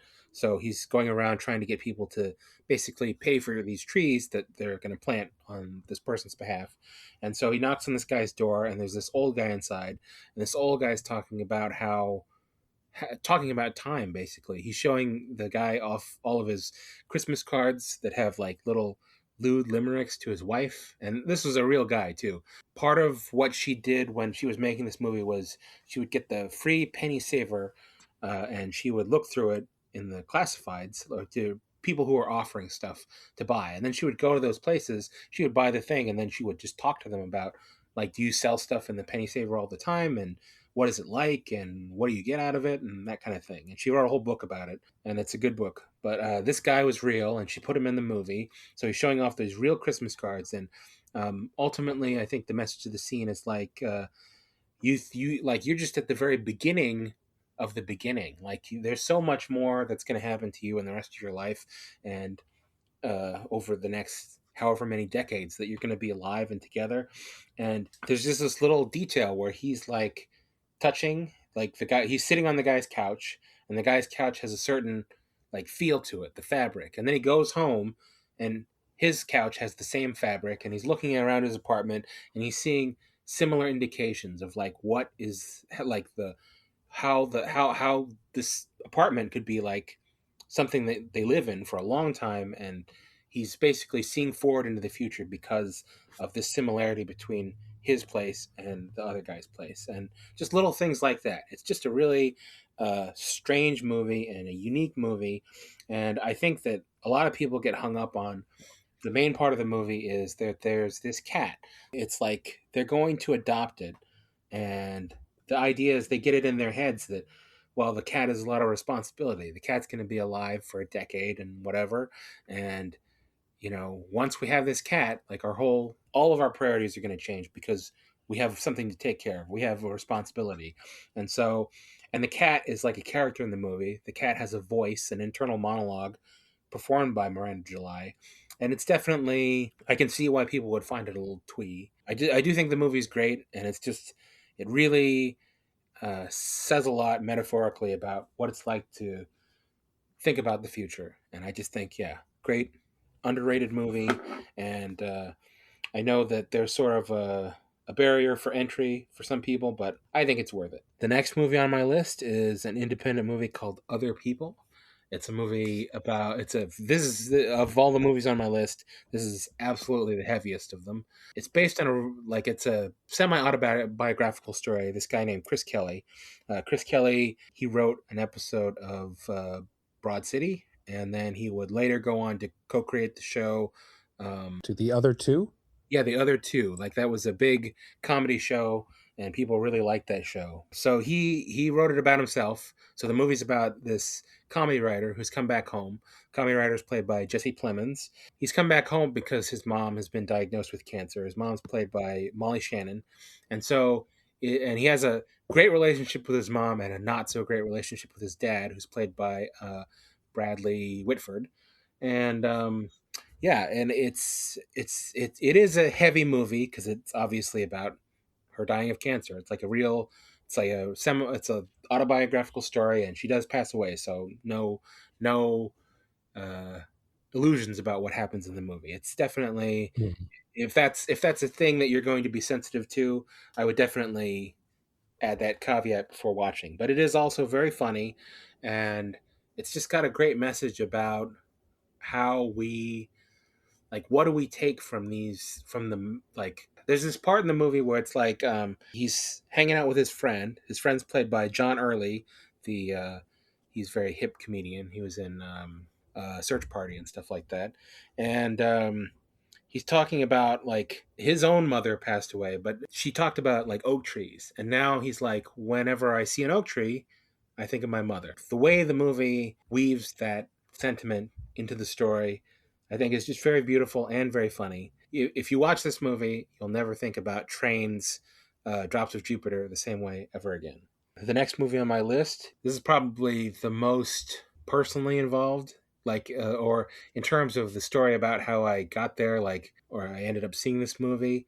The story definitely relates just to me, which is way back in 2008. Yeah, I found out about this Malaysian movie that was a comedy and a musical. And I found out about it on Facebook. So I followed the Facebook page, and I was like, well, when it's done playing festivals, eventually I'll be able to see it. And years passed. I still sometimes saw occasional updates on the Facebook page, or I thought about the movie. Nothing. And it wasn't until 2022. So there was Vinegar Syndrome, the home video label. They have these Black Friday sales. And so they put up it was either Black Friday or another sale near the end of the year. And I just picked out a bunch of stuff to buy. I wasn't, I would read the synopsis really quick and say, does that sound like it could be interesting? And I whittled down my list. I bought a bunch of stuff, and when my order showed up, one of the movies in there was this movie Sellout, and it wasn't until I took the slipcover off and I looked at the actual cover of the on the Blu-ray, and I was like, oh, this is the movie that I wanted to see like 15 years ago. I had no idea that it had never come out. Apparently, there was this whole legal thing where they had to battle the producer, and I think the Blu-ray is the first time it's been available most places in the world. This is a very strange and unique musical that's in part about capitalism, and like it's a little bit meta, and like there's because it opens with there's a character in it who's a reporter, and she's just trying to become famous in whatever way will make her famous. So the movie opens and she's interviewing a filmmaker that has the same name as the filmmaker of the actual movie. So there's a little bit of like meta comedy in there, and it's about this guy who works for this mega corporation, and he invents a machine that can make multiple it can turn soybeans into like 8 different products, and he's just trying to get them to manufacture the machine, but they want him to build in a mechanism that it will break after a certain amount of time, like maybe the day after the warranty expires. And it's filled with music, and it's very funny and very strange, and you'll just never see anything like it. So even though it's an imperfect movie, it's probably a little too long, but I just think it's very bizarre and you'll never forget it. I mean, there's a whole musical number that is designed like one of those 90s karaoke videos where you even see the color spreading across the text on the screen, even so inviting the audience to sing the song instead of the characters in the movie. So it's just like a very funny, strange movie, and I really like it a lot. That sounds a little bit like the Takashi Miike movie, Happiness of the Katakuris has a sequence sort of like that. In one right. That sounds good. This director's follow-up, In the Dark, also sounds kind of interesting. Nice. Look into that. One that when we were discussing recording this, I know that you have seen this one. The next one on my list would be Shirkers. This is a documentary by a woman named Sandy Tan.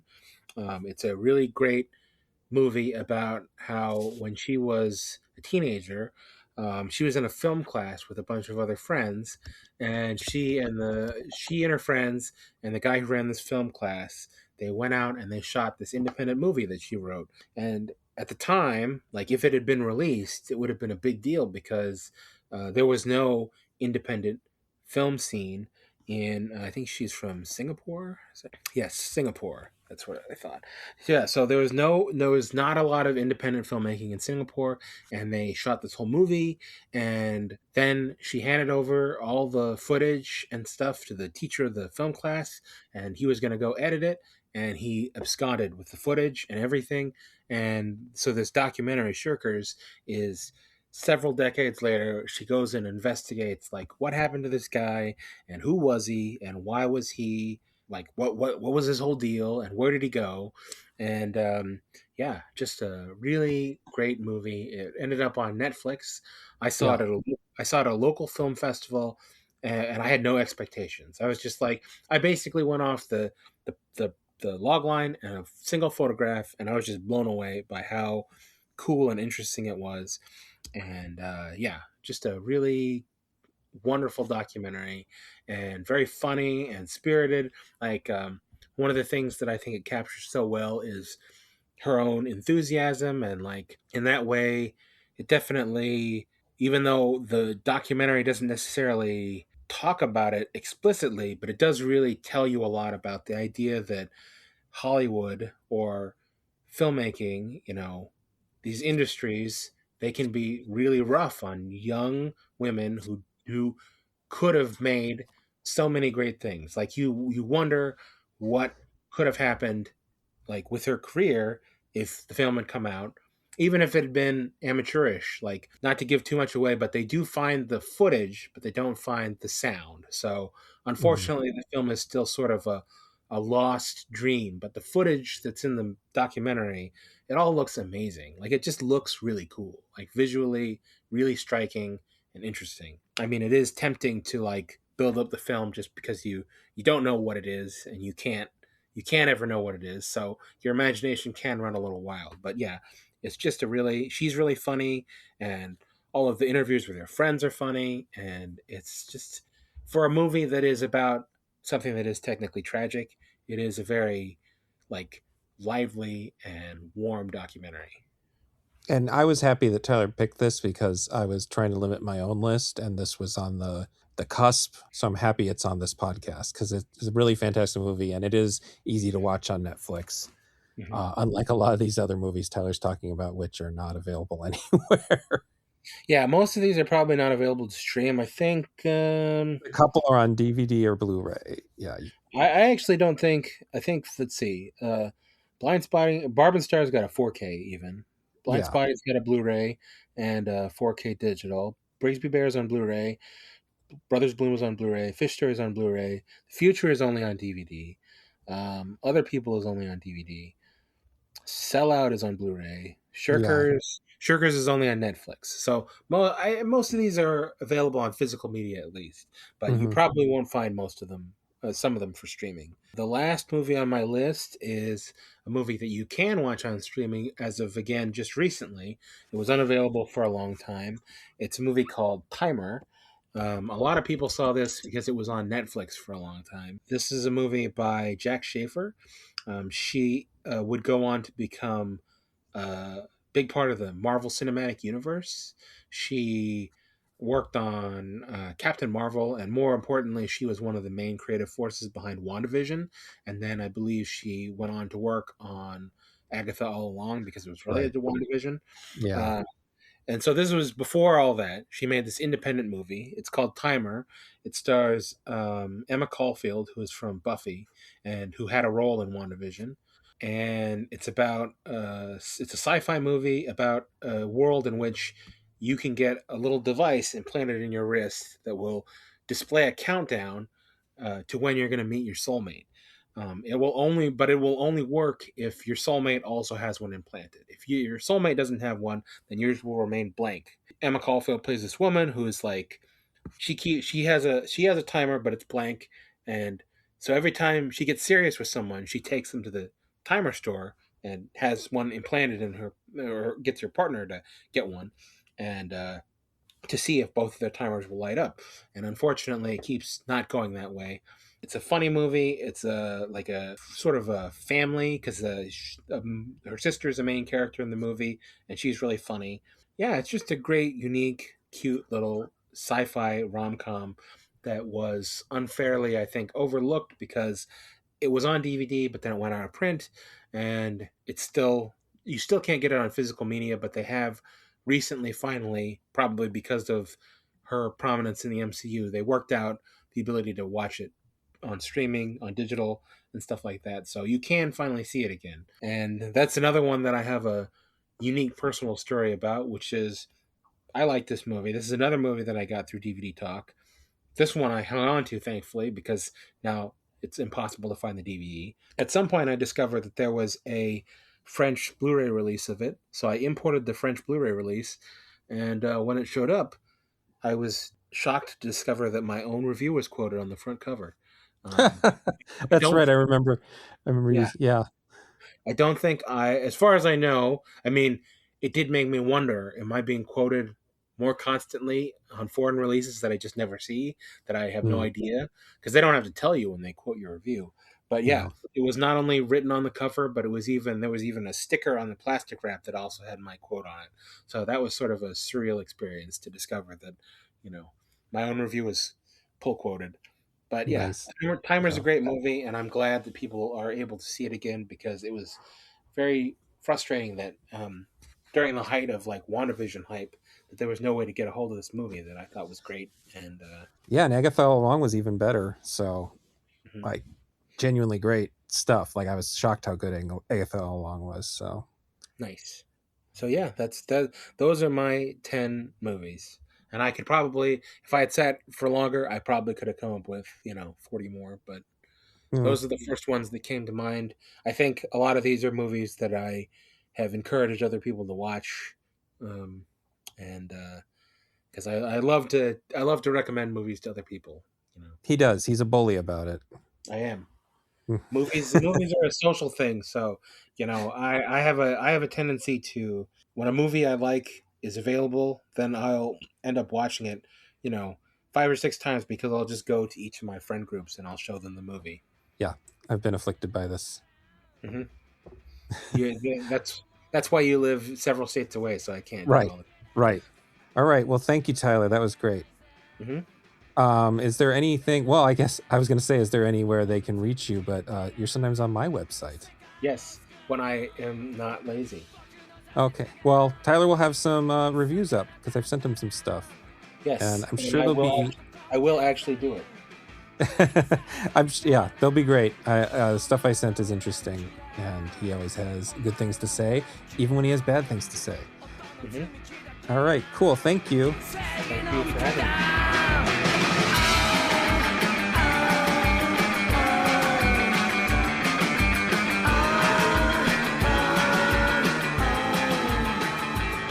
My next one is Computer Chess from 2013 by Andrew Laczkowski. I think this is probably, of the films on my list, this is the film that is the most beloved, in that I think this has a legitimate cult following, as opposed to some other movies on my list, which just they have their fans. But I think this is a movie that people talk about in hushed tones. If you are a certain kind of cinephile or whatever, I don't think it's enough. I think this movie is absolutely incredible. I think the fact that Andrew Laczkowski still struggles to get movies made when he's putting out stuff like this and support the girls is absolutely insane. Computer Chess is a shot on video film, because it is shot on, I got to look this up, because it is not just a sort of, consumer camcorder from the 90s. It is a very specific. Oh, it's not. Why wouldn't they mention it on the Wikipedia page? Analog video cameras is all they say. There's a specific Sony camera that it uses. It is a very strange look. It is an early analog video camera. It is in black and white. It is just so strange looking. That is really the number one thing. Go and look up the trailer on YouTube or something. This is also for free on Tubi if you want to, free with ads on Tubi if you want to just watch it. You should. It's amazing. But the look of these video cameras, they are both really low quality, but also look a little too hyper real in terms of motion. It's more than 24 frames per second. And these analog video cameras are used in a story about a chess tournament in the early 80s, and it's specifically a chess tournament where computer programmers pit their programs that have been taught to play chess against each other.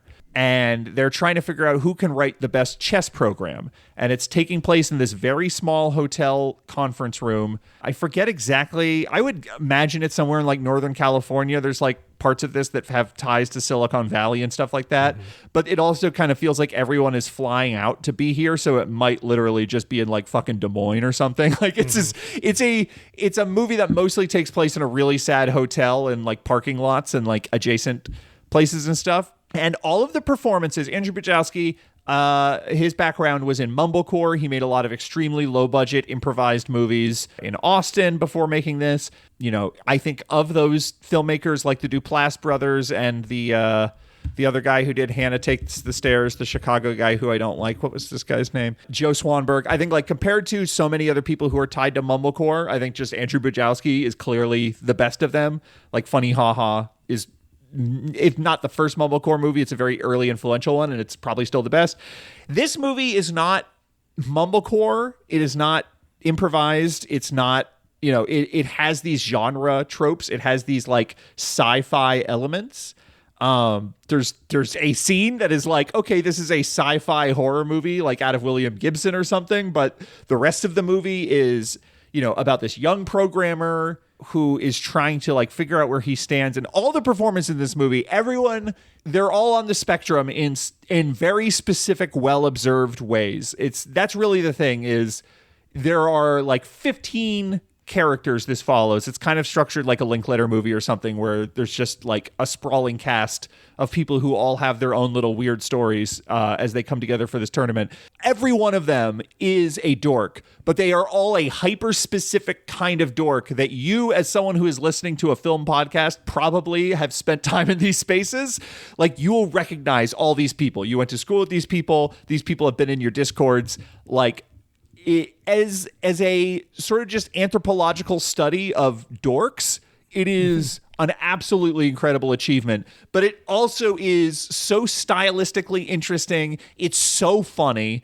The writing is so sharp and weird, and it has all these like really weird discursive humors, like humorous moments. And then there's like a section where they go to one of the programmers' mom's house because they owe someone a lot of money for drugs, and then like that part is shot in 16 millimeter film and color, so all of a sudden you get like this totally different look. There's a lot of moves like that where it is actively fucking with the medium. It has an ending that is like kind of reality breaking. So in some ways it feels like if you were to watch a PBS documentary about a computer chess tournament in the early 80s, you might see footage like this. So in some ways the feel of this is documentary, because the performances are so naturalistic, and because they're using vintage equipment to shoot it, and because just all the period details are so perfect. But then in other ways, it is like so ambitious and weird and actively trying to break its genre and doing, you know, weird things with dissolves and playing with the language of film. And it becomes this like, yeah, I mean, there's like, it's open and like, it's just fascinating. It's on its own. You don't have to read subtext into it, but that it's also coming in like 2013 in this era where, you know, independent film is about to die. It's about to just sort of get consumed into A24 and just sort of become like the A24 content tube is sort of like what the vibrant world of independent cinema a lot of that is stuff going to went become. to streaming too. Yeah, and like streaming is about to kill everything in 2013. You're seeing like all of these people, you know, there's a chess master who's sort of running this tournament, and he has never been beaten by a computer yet because it's only 1981 or whatever. And so you're seeing this thing where, well, eventually all human, like the question of who's better at chess, computers or humans, you know, very quickly in the world of this movie is going to be a moot point. And it's just like, well, no, there's no conference of 40 human beings could beat the simplest computer on chess if you just turn the dial all the way up. That's just how chess works or whatever. And so there's this like anxiety about technology. Fascinating film. You could just look at it from every possible angle and see something new and interesting in it. And again, this is a movie with a cult following. The Chicago Film Society, they commissioned with some of their like grant money a 35 millimeter print of this. So there's like a 35 millimeter print of this shot on early 80s analog video film floating around, which adds another bizarre sort of layer of interpretation to it. So like, this is a movie that people have dedicated themselves to and talk about. But I think it's just like, I don't know, like if you think of what are all the big hitters for like, what are the best films of the 21st century, all your There Will Be Bloods and that sort of stuff. And it's just like, no, this is better. This is better than There Will Be Blood. Like, no question. There Will Be Blood is not half as good as computer chess. And computer chess should be talked about the way that, like, Breathless is talked about. Like, computer chess should be talked about as just, like, this is one of the foundations of all of cinema. And instead, it is a cult movie. That is how I feel about it. So that's why I would call it one of the most underrated. I've seen it once, and because Patrick made me, because this is maybe the most Patrick movie in my brain when I think of Patrick movie. So I'm glad he picked it. But I think of this as sort of like a Christopher Guest movie that's made sort of a horror movie by its media. Like, it's not a horror movie, but it's something about the way it looks is really unnerving in a good way. Yes. Yeah, no, there's definitely that Christopher Guest element. There's you would not need to change the story very much to turn it into a Best in Show style movie. But the tone, and again, yeah, that visual presentation, so like just takes it into such a different, fascinating direction. So my next one is another one that I'm not sure, I might be misreading how well received it was, but The Nightingale from 2018 by Jennifer Kent. I'm going to try to run this one down since I don't think a lot of people have seen it. This film takes place in the 1820s when Australia was still a dumping ground for criminals from the United Kingdom. The plot is basically a revenge western in the vein of Hanny Calder, but with a lot more in its mind than Thrills and Sexy Ponchos, which is a jest I make because Hanny Calder is one of my favorite films. This follows a young Irish convict played by Aisling Francoisi, I think is how you say her name, Francoisi. Please welcome Ashlyn Franchosi. She's hunting down a British lieutenant who had raped her and murdered her family, and she teams up with an Aboriginal Australian man who also has reason to reap vengeance on the English. There was a very potent theme here of these two people, this Irish woman and this indigenous black man, who have been dehumanized based on their race, their culture, their class, their gender, in a country that has been colonized to the point where it is basically an outdoor prison. This Australian colonization is a very rich subject. I think some of the most celebrated and internationally popular Australian movies are about that exact subject. Even ones like horror movies that we talk about, exploitation movies, are secretly about Australian colonization. But the fact that this movie was sort of just dumped on Hulu in the States makes me think that not a lot of people have seen it. This was Kent's follow-up to The Babadook, and as of yet is her only other feature-length film. And it worries me that this wasn't a hit, and that's why she hasn't made anything else. I hope it's just because she has something really ambitious in mind. So my reasoning for why I think this is underrated is like a 3 or maybe 2.5 point list here. I'm going to make it 3 though. Number 1 has very, very little in common with The Babadook, and I think people were expecting another spooky, super allegorical little horror film. And number 2, The Babadook is ultimately kind of tame. It's rated R, but I'm pretty sure you could convince someone it was PG-13.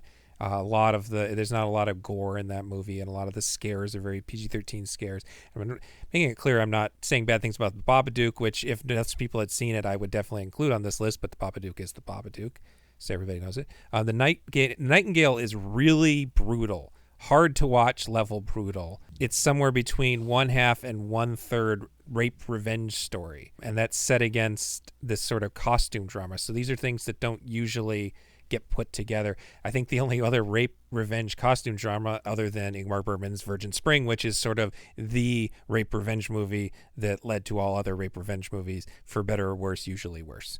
And it's not allegorical because Kent is portraying these sort of dark truths behind what the 19th century was like in Australia. It's not being obfuscated by allegory. And that brings me to reason number 3. I don't think anyone else outside of Australia knew how to sell this film. You can say it's from the writer-director of The Babadook, and there are going to be some Babadook fans that are angry that they just sat through a 2+ hour long bleak and violent drama. So I feel like all these things got in its way. It was apparently a bit of a flop. It was a $2 million movie and lost money on just being $2 million Australian movie, so that's even less. But it did win Best Film, Best Direction, Best Screenplay, Best Actress, and Best Supporting Actor at the 9th Annual Australian Academy Awards. So people in Australia know about it. It got its flowers. Maybe it has a following there. But again, it just sort of got dumped on Hulu here in America. Yeah, I have not seen it. Probably for all the reasons. I was just sort of like, oh yeah, no, this seems unbelievably bleak and long and upsetting. Yeah, I have not seen it yet. I hadn't had the guts to watch it a second time, I'll admit.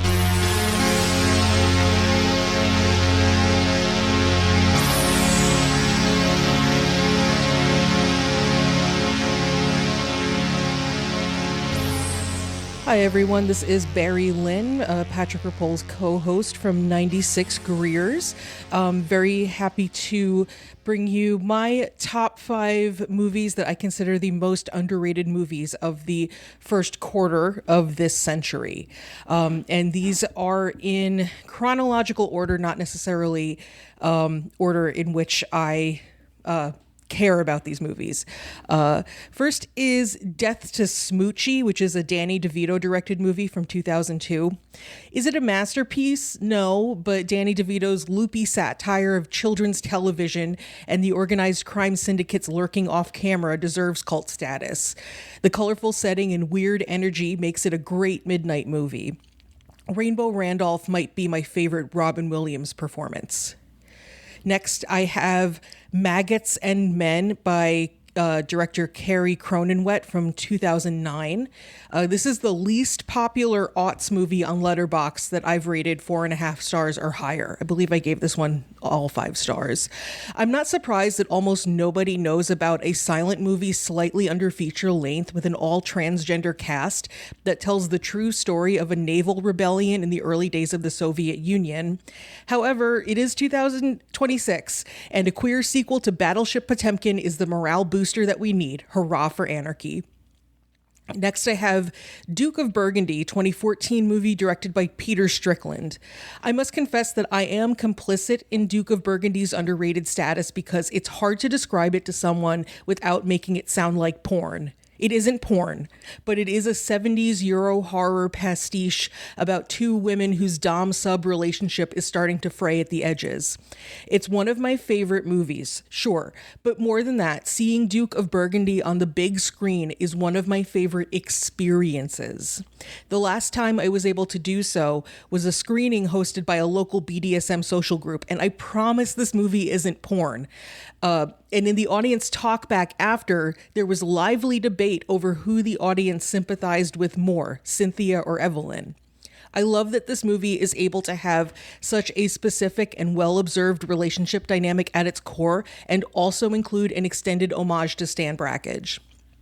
Next, I have I Am Not a Witch, a 2017 movie directed by Rungano Nioni. If you're a film dork with a crush on Yorgos Lanthimos, you better not sleep on Rungano Nioni. Using humor to explore the absurdity of unjust social conventions without dismissing the human cost is a difficult balance to strike, but she accomplishes it with the ruthlessness of an assassin. And finally, I have Adrienne and the Castle, 2024 documentary by Shannon Walsh. I used to write a blog about fat characters in cinema, and it's still up at pandabearshape.com. So I say with some expertise that larger bodies are almost always used as visual shorthand for undesirable qualities. This bittersweet documentary about a fairy tale romance that blossomed in small-town Illinois does not criticize or smirk at Adrienne for being a fat woman. Instead, Walsh faithfully depicts her husband Alan falling in love with her at first sight and their extraordinary partnership devoted to beauty. I have never seen another film like it. It's rentable on Apple Plus, and if nothing else, I think we all deserve a documentary that isn't designed to inspire fear or outrage. Friends come in all sizes, that's a fact, it's true. All the colors of rainbow from mauve to blue. The names are different, the shoes don't match. Some like to toss while others to catch. One might say grass. Hello, this is Kristine Fisher. As a somewhat frequent contributor to my partner Gabe's podcast, I'm going to submit my top 5 movies between the years 2000 and 2025 in chronological order. My first is 2000 Quills, directed by Philip Kaufman. It's where the Marquis de Sade is diagnosed with libertine dementia by the Napoleonic consulate in 1981, and where he's sent to an insane asylum and engages in an affair with a young woman named Madeleine Leclerc. I think it's underappreciated because although it received a lot of Oscar nominations, not that many people saw it. It had a limited art house release, and some viewers were just put off by its sexual themes and lecherous grossness. There were otherwise more wholesome, historically based movies at the time of Gladiator and The Patriot. Gabe, what did you think of The Quills? I actually saw this on DVD, rented with some friends. My friend Laura. Mm-hmm. Every time the Marquis de Sade said something, she went, ew! That's my strongest memory of it. Jeffrey Rush has a very gross voice sometimes. Yeah, but he's doing the right thing. No, I really enjoyed this movie. I remember, I think maybe back in the year 2000, I would have considered it one of the most underrated movies. I've just seen so many movies since then. Yes, that makes sense. My second movie is 2011, Life in a Day. It was directed by a lot of people, but produced by Ridley Scott, YouTube, and LG Electronics. Thousands of videos are submitted globally and edited together to portray the events of July 24th, 2010. I think it's underappreciated because it's seen as that YouTube movie, since it's only viewable there on their website. Most people see it as good, but not particularly cohesive. Do you have any strong memories of Life in a Day? Just that you made me watch it several times. I remember Nathan. This guy is fainting while his wife gives birth. Yeah. Yeah. And the cops are shouting his name because he's Nathan. fainting. He's holding the camera while he faints. That's what makes it very funny. And you see like a view of him with like his head between his legs because he fainted while filming his partner's birth. My next movie pick is 2011's Jiro Dreams of Sushi, directed by David Gelb. Jiro Ono owns the humble but world-famous Sukiyabashi Jiro restaurant, even into his advanced late elder years. His two sons, Yoshikazu and Takashi, are also sushi chefs and under rivalry-like pressure to take over their father's business when he retires. Surprisingly, he wouldn't retire until 2023, and just this past October, he turned 100 years old. I think it's underappreciated because it has on and off availability through Netflix. Then it had a DVD Blu-ray release through Magnolia, but it's still a really beloved documentary for aficionados of cooking, sushi, Japan, and other kinds of restrained parenting styles. What did you think of Jiro Dreams of Sushi? I think that the thing here is that sometimes underrated, but it can be based on the person. Yes. And based on as many times as you've seen this movie, with just me in your presence, I don't know how many other times you've seen it, it has to be underrated because nobody else has possibly seen it as many times as Kristine, probably including the filmmakers. So I think it's a good choice. I really like it. I really have a big place in my heart for Jiro Ono. And he's still alive, still He's kicking. sort of taking back over, isn't he? He said just after or before his birthday, where he turned 100, just this past October, he says, I'm thinking about getting back into it. Yeah. My next movie is 2008's Bronson, directed by Nicholas Winding Refn, a one-act, third-wall-breaking depiction of the imprisonment of Michael Peterson, a.k.a. Charles Bronson, as depicted by Tom Hardy. I think it's underappreciated because some people might be put off by Bronson's use of violence and the early movies of Winding Refn, anything before Drive. And I think the movies before Drive don't get a lot of love. What did you think of 2008's Bronson? I think it's Refn's best movie. You think and so? I think it's probably also Hardy's best movie. It's a great movie. I don't know how underrated it is. I'm not sure on the feeling on it these days. You don't think people like Drive more, or they don't I think like... everybody... Yeah, I think Drive is much bigger. Mm-hmm. And I think it might have been forgotten. And I think that the earlier ones, the Pusher movies, which it's better than the Pusher movies. So yeah, that's true. My next and final film of the 5 is 2019's Dr. Sleep, directed by Mike Flanagan, a film adaptation of the 2023 Stephen King novel of the same name, which is itself a sequel to The Shining and carries on the story of Danny Torrance as an adult. I think it's underappreciated because it was released the week after Halloween in 2019. Viewers and critics are torn as to if it's meant to follow The Shining book or the movie, be a tribute to either or both, or it's meant to be readapted or work as a standalone sequel. What did you think of Dr. Sleep? I liked it. We haven't seen the extended version of it. This is something I thought that Jim was going to pick, but I've gotten all the lists out of us recording now, and he did not pick it. So I would have not called it underrated the past 5 years or before, but I think it's now sort of been overlooked by a bunch of other Stephen King adaptations and a bunch of other Mike Flanagan movies. Yeah. So yeah, I can see that. I agree. I have 2 nearly made the list movies. Both of them, obviously, you know me, they're going to be documentaries. 2009's Last Train Home, directed by Li Fan, a documentary that takes place in China over a series of 2 Christmas breaks when urban Chinese train stations are packed with people wanting to catch a train home to their hometown villages. Among these people are the Zhangs, a family of 4 where the eldest daughter, Qin, struggles between the pull of working in a big industrial factory and make your own choices, to living in a small village with their grandma under the scrutiny of her parents, who are themselves working in big industrial factories. I think it's underappreciated because it's hard to find on streaming, but it's Canadian and was a darling of the 2010 Sundance Film Festival. Do you remember Last Train Home at all? Great movie. Yeah? You think so? Yep. Yeah.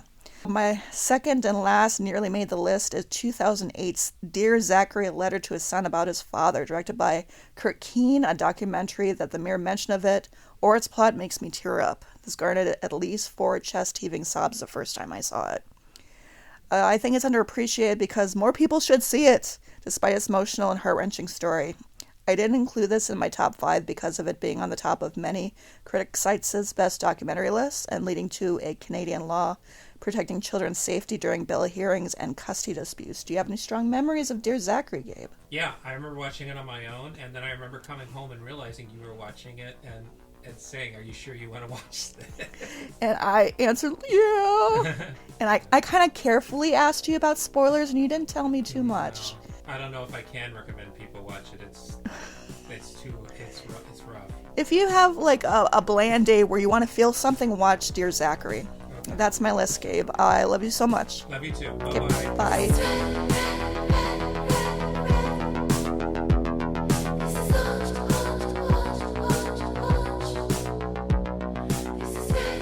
The last movie I'm going to be talking about is Widows from 2018 by Steve McQueen. I think it's undisputable that like people discount genre films and they just don't think they think of genre films as a different category and a lesser category. And I think that people can overcome that prejudice if a movie is old and, you know, goes on to be influential.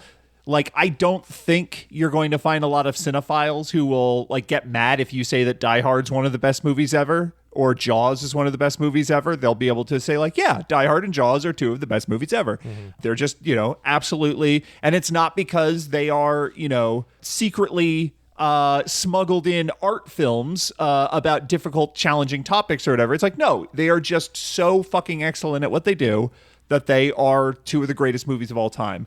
And Widows is not one of the greatest movies of all time. However, it is just an absolutely excellent genre film from a director who's known for art house stuff. And then I think people judge it based on how good of an art house film it was. And I think, unfortunately, it has just enough little bits here and there where people think that what it is an issues movie about, like, you know, anti-black violence, like police violence, about segregation in Chicago, stuff like that. Like, I think people thought this is Steve McQueen trying to take on the question of like the modern city and how, you know, racism affects how the modern city is run.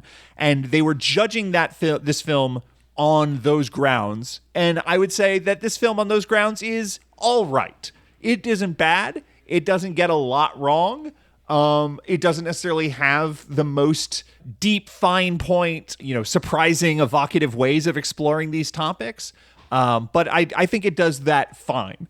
When you are talking about like, okay, well, what about like just a fucking heist movie? This is just one of the greatest heist movies, crime movies ever. It's so fucking good. Every character is awesome. Every single scene in this movie from start to finish has one idea or choice. Sometimes it's a Steve McQueen director idea. Sometimes I think, was it Gillian Flynn who wrote Gone Girl wrote Widows?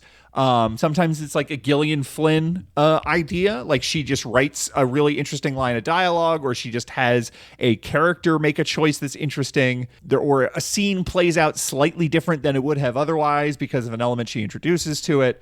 Let's see. It's based. Okay. So, and then it's also based on a television drama from England from the 80s. So I know nothing about that. Couldn't tell you how much of it comes from that as well. But, I'm seeing here, Steve McQueen also co-wrote the screenplay. So Steve McQueen might get some credit for some of those screenplay ideas as well. But I have seen this movie like 6 times at this point. And every single time there's new details that I observe that are just so interesting and fun. I think Daniel Kaluuya is like just one of the scariest guys who's ever been in a crime film. I think he is so fucking good in this. I love Brian Tyree Henry in it. I love Colin Farrell in it. I especially love Viola Davis. Elizabeth Debicki. This was the movie that made me discover her, basically. I mean, I would say the same is true for me, but I don't think I've really noticed her in anything else. Mm-hmm. So this is just the movie she's in. Okay. Fair enough. But she is great in it. It is just like, I mean, and again, like, you know, this is my personal taste or whatever. No one is going to fucking follow me down this road. Widows is better than Heat. I heard people say like, oh yeah, Widows, that kind of just felt like it was supposed to be an HBO limited series, and then they had to cut it down into a 2.5 hour movie. And like, I think that this suffers way less from that feeling than Heat does. Like, obviously this movie doesn't exist without Heat. Like, it would be very ahistorical to say, like, you know, Heat's irrelevant because Widows is here. Because it's like, well, no, Heat exists and therefore Widows exists. But, like, I'm probably going to watch Widows more times before I die than I'm going to watch Heat. There's a lot about Heat that just doesn't fucking work. Like, there's whole stretches of Heat that rely on you to really care about the relationship between Ashley Judd and Val Kilmer, or the relationship between Robert De Niro and whatever her name is in Heat, that his romantic interest in that, and all of the romantic subplots in Heat fucking terrible, and like they're like legitimate drains on it. And there's just some parts of that movie that, you know, Heat's fucking great. It's really, really good. But like, I just think Widows is tighter. I think it's better. I think it has, I don't know. It's hard to judge but I'm just trying to emphasize how much I like this movie. And when it came out, everyone just sort of shrugged it off. No, it kind of failed at the box office. No, it made, looks, according to Wikipedia, I guess it made its money back, yeah, but it did okay. But, like, I think this movie was following up a bunch of Steve McQueen movies that were considered, like, quote-unquote great films by art house theater, you know, that sort of thing. Like, 12 Years a Slave was a, you know, shocking box office success at the time. I don't think 12 Years a Slave is that great of a movie, to be perfectly honest. But I know, like, Shame was sort of critically acclaimed at the time. You know, certainly Hunger is where I first heard of Steve McQueen. And Hunger was a much smaller audience for that kind of movie, but like Hunger sort of had a big hit. And then I think the reaction to Widows was just, yeah, it's just not up to that quality. And I really do think it's that thing where people walk into a movie deciding what kind of movie it is, and then they judge it based on that criteria. Like Darren Aronofsky made his very best movie this year, Caught Stealing, but it's just a fucking crime movie. It's just like an Elmore Leonard style, like, guy on the run from 15 different criminal organizations, has a MacGuffin kind of a movie. And it's awesome. It's so good, but it's not a art house Darren Aronofsky movie. And so people just sort of are like, oh yeah, that's the thing he tossed off before he makes his next real movie. And I think that this is a problem people have. I think people judge movies based on how it fit their expectations rather than actually look at what they are. And I think if what they are is like excellently executed achievements in genre tropes, then that is just dismissed as the best that can aspire to is very limited, with very few exceptions. Like I think people talk about Fury Road like it's one of the greatest movies ever made. And that is a movie that instantly was just sort of like, okay, yeah, that's a genre movie but like that's also part of a series. That's part of, you know, it's a different thing. That's more of a Skyfall situation. It was a comeback. Where it was a comeback, and it's also like we walked in knowing the kind of movie it was going to be, and it was better than any of that kind of movie had ever been, which I think is like kind of the Skyfall thing as well. And I think Widows, people walked in and said like, okay, what's the problem with blackness in America? And like, this is not going to be the movie to solve that for you. But it's fucking great. And I love Widows. So this is the last one on my list. I haven't seen the Small Axe movies yet, but this is my favorite Steve McQueen too. And Lover's Rock is incredible. I think you specifically would really like Lover's Rock. I haven't seen the other ones. Okay. I'll both say something supporting your argument and something not supporting your argument. Something supporting your argument, I also like this more than Heat, but I'm not I have the same problems with Heat that you do. I've never been a huge fan of that movie. I obviously recognize that it's a very good, very important movie, but I also do think that Widows would have been better if it was longer. I don't necessarily think it needed to be like a HBO series, but I did come away wanting more when I watched it, which I think is kind of a good thing. I don't think that I came away wanting more, but not feeling like I didn't get enough, if that makes sense. Yeah, I think that was maybe a feeling I had the first time I watched it, and now that I've seen it a million times and just instinctively know the whole shape of it, I don't have that feeling, but I do want more in that, like, I just want Steve McQueen to make 3 more movies like Widows. Yeah. All right, well then my last one is my deepest cut here. This is Live from the Space Stage, a Halix story. This is from 2020. This is directed by Matthew Serrano.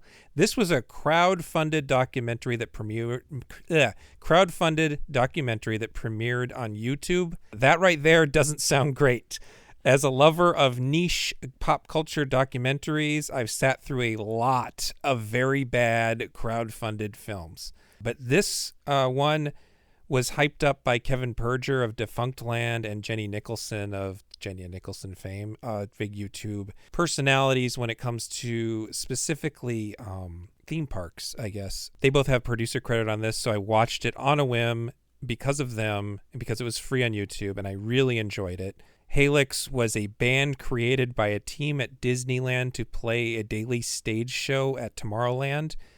The idea was, hey, Star Wars was really popular. How can Disney profit from this? Which is kind of Disney's entire thing post-release of Star Wars A New Hope. They were just, how do we do this? How are we going to, this needs to be our money. Let's make the Black Hole. Nope, that sucked. No one liked that. Okay, what do we do? Let's put a band on stage at Tomorrowland.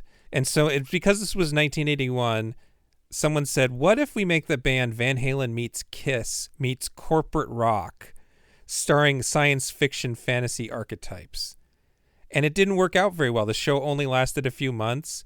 But like all niche pop culture things, it has its fans. And so, like, you know, I love a great documentary, even if it's not very long, about a B movie that flopped. I like hearing about failed productions from the point of view for the people on the ground, you know, the actors, the performers. And because this was a stage show, the actors and the performers are the most important people in the story. And so not only is this like a niche pop culture subject, but it was something I never even knew existed before I watched the movie. And I want to reiterate that I am not interested. I don't know if I need to if this is the first iteration or reiteration, but whatever. I'm not interested in theme parks. In reality, I didn't even like them as a child. We had friends in Anaheim when I was growing up, so we could go to Disneyland every summer. And my parents finally figured out I just wanted a fucking stuffed animal of Huey, Dewey, and Louie. I can't remember which one's the green one. I think Louie's the green one. I wanted the green one. And they're like, that's way cheaper than paying to go to Disneyland and have him not go on any rides. So I don't care about this stuff from a nostalgic standpoint.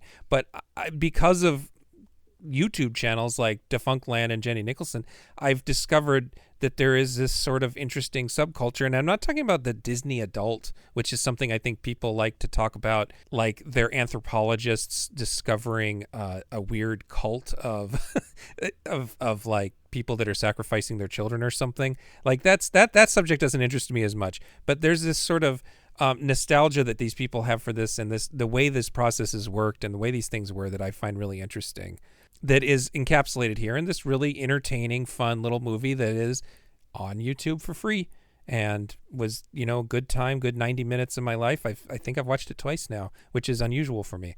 I almost included Neon Demon, realized we had talked about that way back when we did the best horror movies of the 2010s. I maybe should have picked Only God Forgives, because I think I'm the only person who doesn't hate that movie. And then one that we suggested already in last month's podcast was there's a 30 for 30 episode called June 17th, 1994. That's just a sort of wide view of what was happening on television at this in sports at the same time that O.J. Simpson was running away from the law. I know that Patrick has talked about him liking that movie too. Then love it. And then I wanted to talk about In Fabric, and it broke my heart realizing that I'd already talked about In Fabric on the horror movie podcast. So the only other one I can think of people really want an underrated cult movie out of me, I think Knife Plus Heart might be underrated. That's like a sort of surrealistic neo-giallo slasher that takes place in and around the set of a gay porno.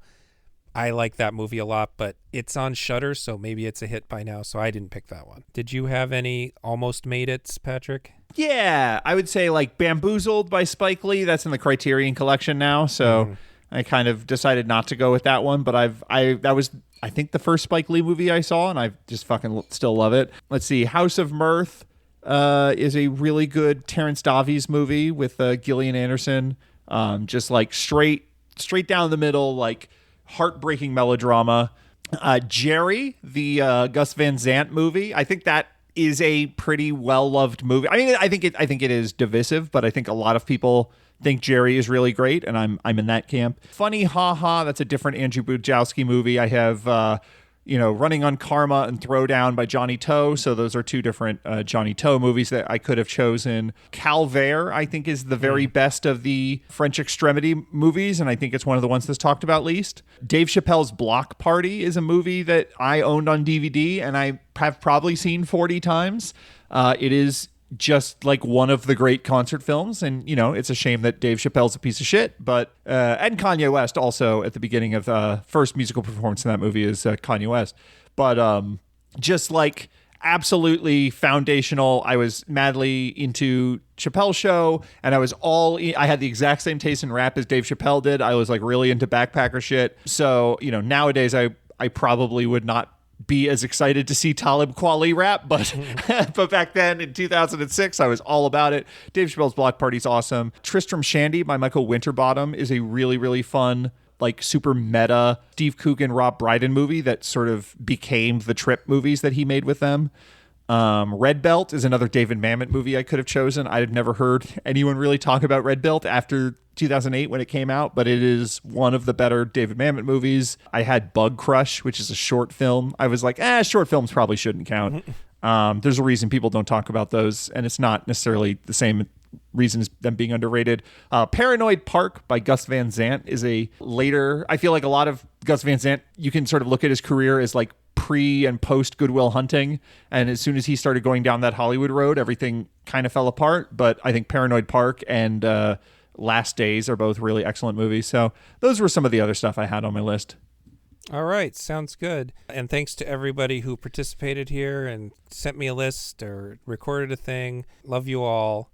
Patrick, can you tell the listeners where they can find you?